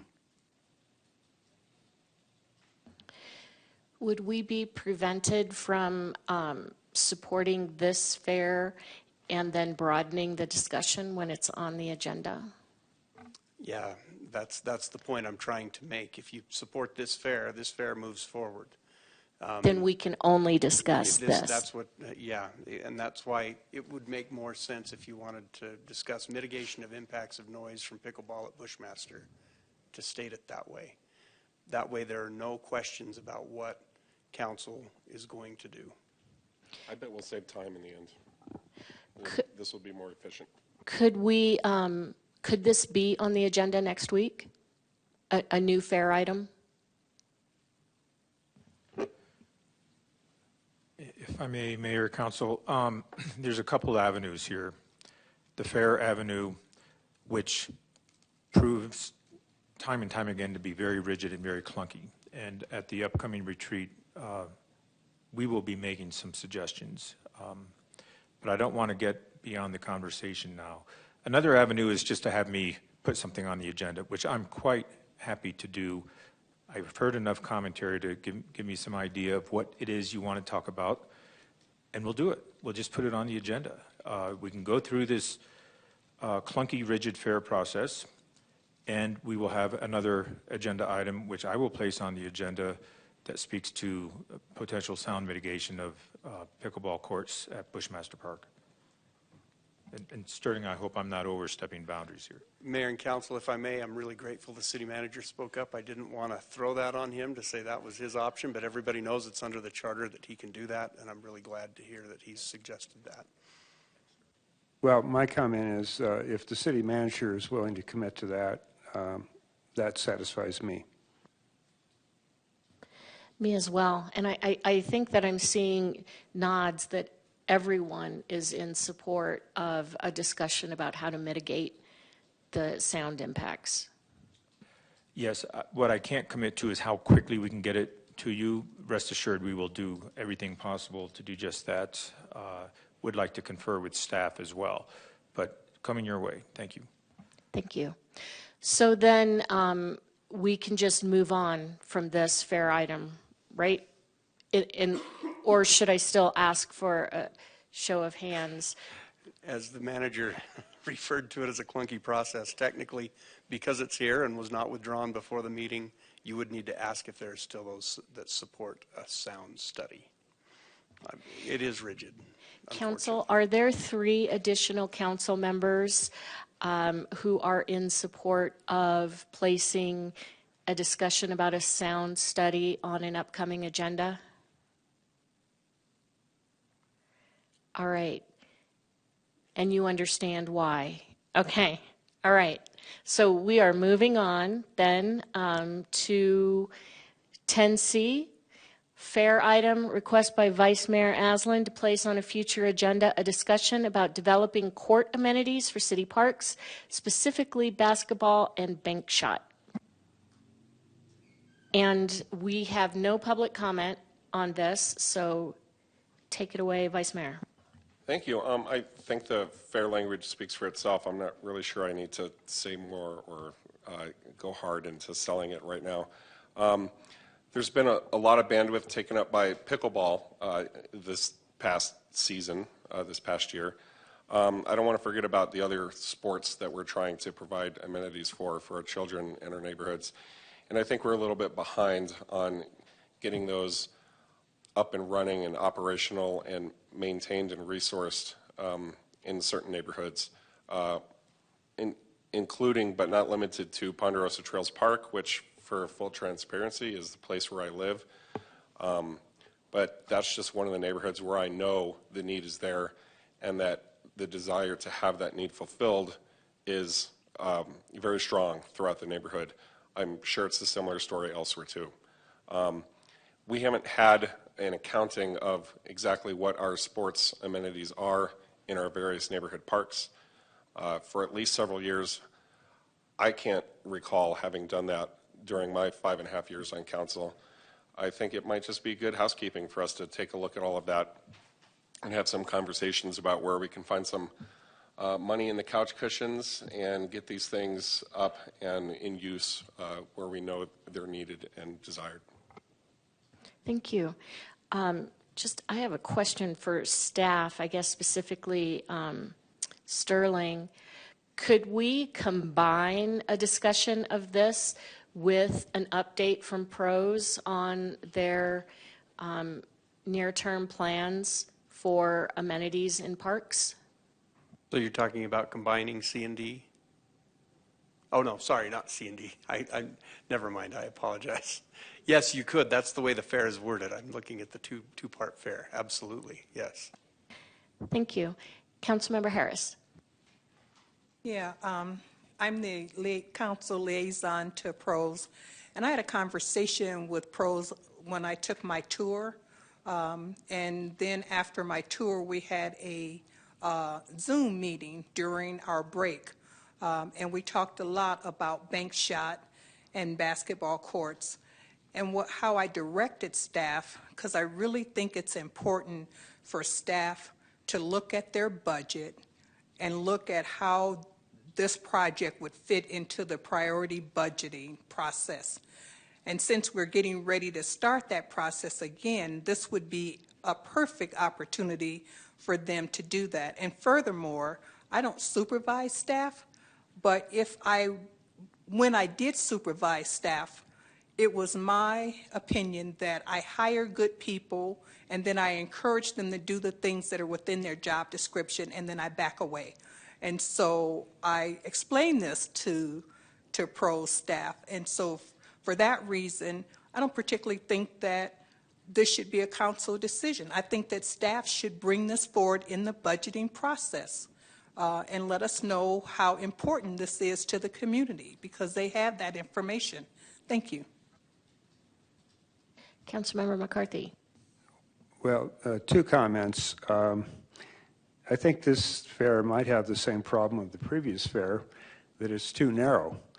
For instance, I've heard a lot of discussion about we need girls' softball courts, and maybe we need funding for, and I'm not kidding, pickleball courts at Thorpe Park. So to limit this to courts amenities, specifically basketball, seems very narrow. And bank shot. And bank shot, yeah, whatever that is. My point is that it's so narrow that maybe it would be better to have this in the context of where do we want new pickleball courts, where do we want girls softball courts, what other amenities do we want, as opposed to limiting it to just basketball and bank shots and courts. How about we have a discussion with staff on, I know that they have a plan for future amenities. How about we have a discussion with staff about their plan, and then we can also bring additional information that we have that we've heard from the public and just talk about it at an upcoming. We can do that, and we'd be glad to do that. And a similar comment to the one I made earlier, allow us to come back and let you know when that is. We'll want to consult with staff and see how long it will take for them to prepare for that conversation. And I think we've heard enough tidbits from this fair item to give us a clue as to where the talking points may lie. So thank you. Thanks. So for the clunky part of the process, do we have 3 additional council members who would like to have a discussion about developing court amenities, specifically basketball and bank shot, along with the presentation from staff about their plans?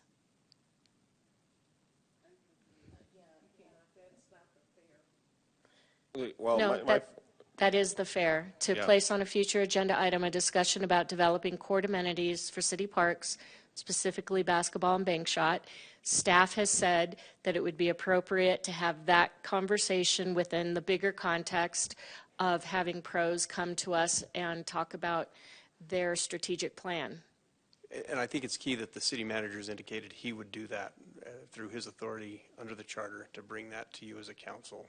So, but we still need to vote on, and or it's thumbs just whether up or or not down. there's a support to move forward with this more limited discussion. That's correct.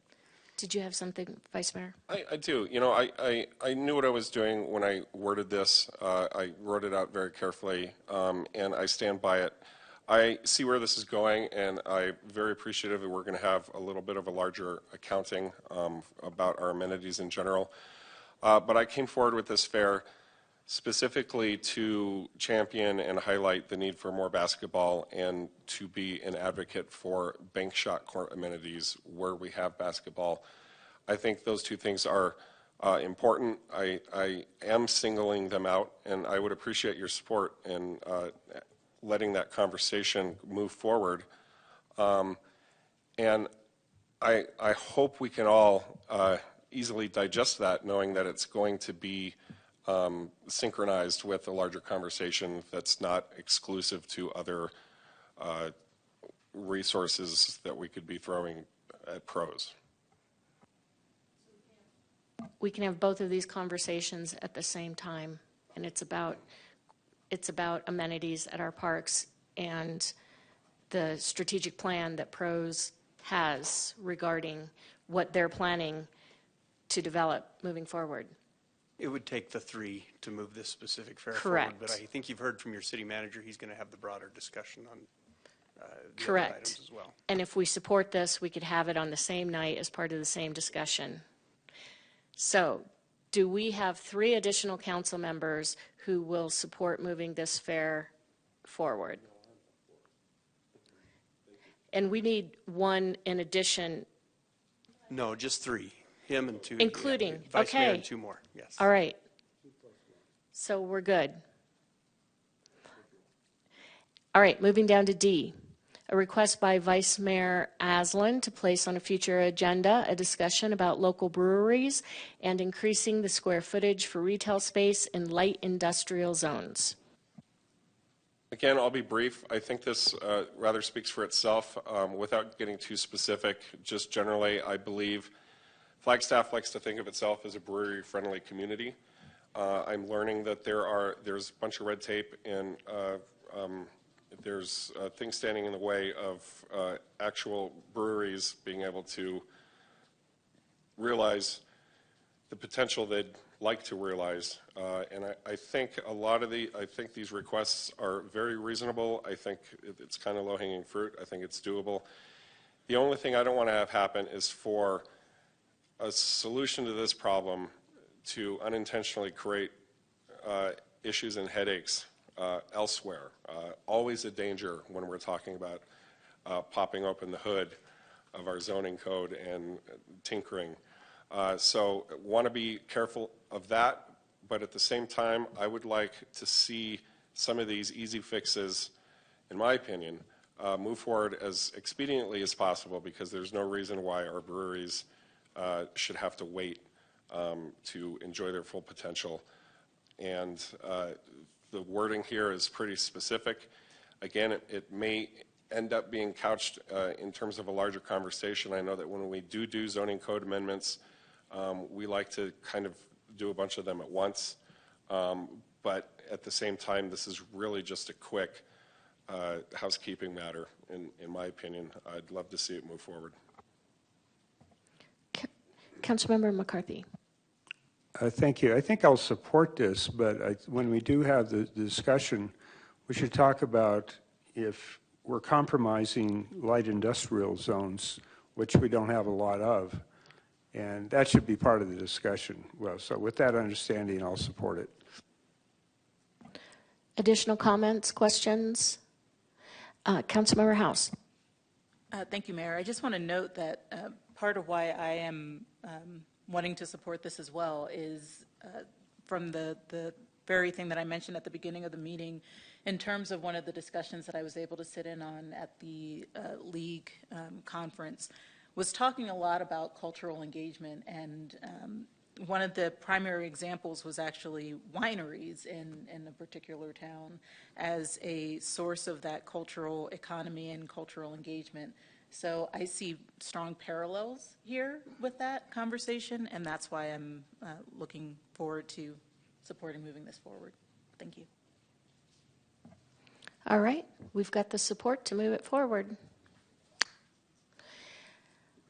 All right, looking at any additional public participation, I see none.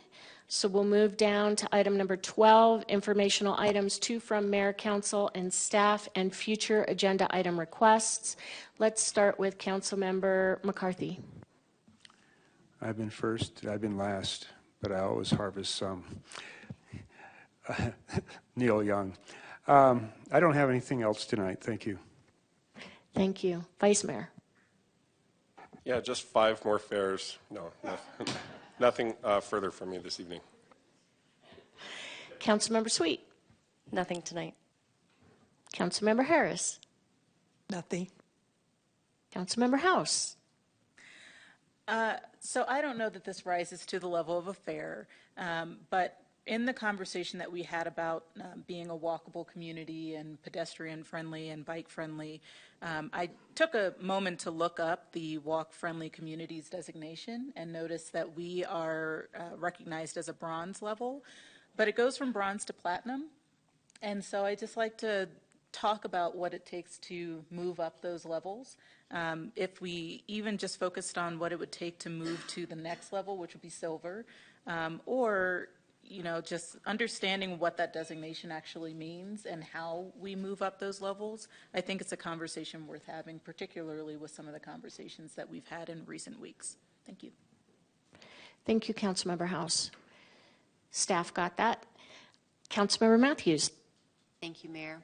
Just a reminder, there's an Indigenous Commission meeting tomorrow that I'm the liaison for, and also for those of you who were not on the Zoom call with Econa, today was part one, a three-part series where they talked about the findings from a very in-depth study of the impacts to northern Arizona, and today was housing. It was very sobering, very scary, and I am looking forward to elevating the conversation of how we are going to tackle this crisis, and it's not a one solution, one problem, one solution answer. I asked Gail from Econa if we do have the PowerPoint, but if she could share the taped video because the narrative was very informative, and I encourage anyone listening and the rest of the council to listen to it because there was some great information. As you know, Mayor, you were on there. Thank you. Thank you. Apparently, Councilmember McCarthy thought of something that he would like to say. Would you like me to be quick? This is a follow-up to the comment of Ms. House. My wife uses a wheelchair, and I can tell you navigating downtown Flagstaff is extremely difficult. Basically, we don't go down there with her wheelchair. We go to places, other places. There's the tree wells are, a challenge to a wheelchair. There's seating on the sidewalks. I mean, sidewalks are supposed to be for walking, but we've made them into patios in effect. So I definitely think this is an issue that a couple of people have brought up tonight. Thank you. Thank you, Councilmember. Thank you for indulging me. Well, that was a very, very important point. But regardless, I would have indulged you. I want to second the emphasis on the Econa, the whole strategic plan, and they're breaking it down into sections of the strategic plan to present to the public. And if it's possible, I would love to have a presentation to council so that the public would be able to hear that information as well, if that fits into our schedule moving forward. And City Manager, do you have anything? Yes, thank you, Mayor. On the last item you just mentioned first, we actually have been in communication with Econa today to talk about a presentation of that to the council. And there's a willingness to do that. We likely will bring in the consultant who prepared that to have the consultant assist in that presentation. It could be a fairly lengthy presentation, but I think an important one. The comeback from Econa was, do we wait for a joint meeting between the council and the Board of Supervisors? And that's something to consider. We don't have to make that decision right now. We can talk about this internally, but that is a thought to consider is if we want to do this during a joint meeting. We'll circle back on that. With respect, I wanted to mention to you to please, if it's not already on your calendar, to ink in on your calendar October 12th. It's a Thursday for your next retreat. It will be facilitated. Today we met to start populating the agenda for that retreat. two items that are on that agenda have already been mentioned tonight. The first being the reclaimed water, wastewater rate study. It will not be half a day. I've already corrected Erin Young on that, and she's aware. Likely 1.5 to 2 hours on that. These retreats, we like to keep it mixed and get as much mileage as we can out of your time. So that will be on the agenda, but it will not be a half-day item. The second is what I just referenced. We will be bringing forward the discussion of the fair process. I don't want to get into unnecessary details right now. There's a lot of history behind the fair process and why it exists. And I think some of the bases for the historic reasons for having the fair process should be on the table, not to undo it, but to maybe revise it, and that will be our suggestion. We don't want it to be clunky, nor do we want it to be rigid. We want to keep our attorney happy with council's discussion on what is slated on the agenda, and that's very, very important, and Sterling can give you all the reasons why. But we also want it to be a process that works for the council. Allow us to come forward with a couple of recommendations. That'll be a talk at the retreat. Why is it coming to you? Because this is embodied in the city council procedures. This is a council-derived policy regarding procedure, and so it resides with you. It is not in our city code. It's not in the charter. It is within your rules of procedure. So we'll be bringing that forward for your discussion, along with one or two other things, October 12th. And I think that's all I had. Thank you for giving me a little bit of time here. Thank you. All right. I believe that we are finished, so we're adjourned.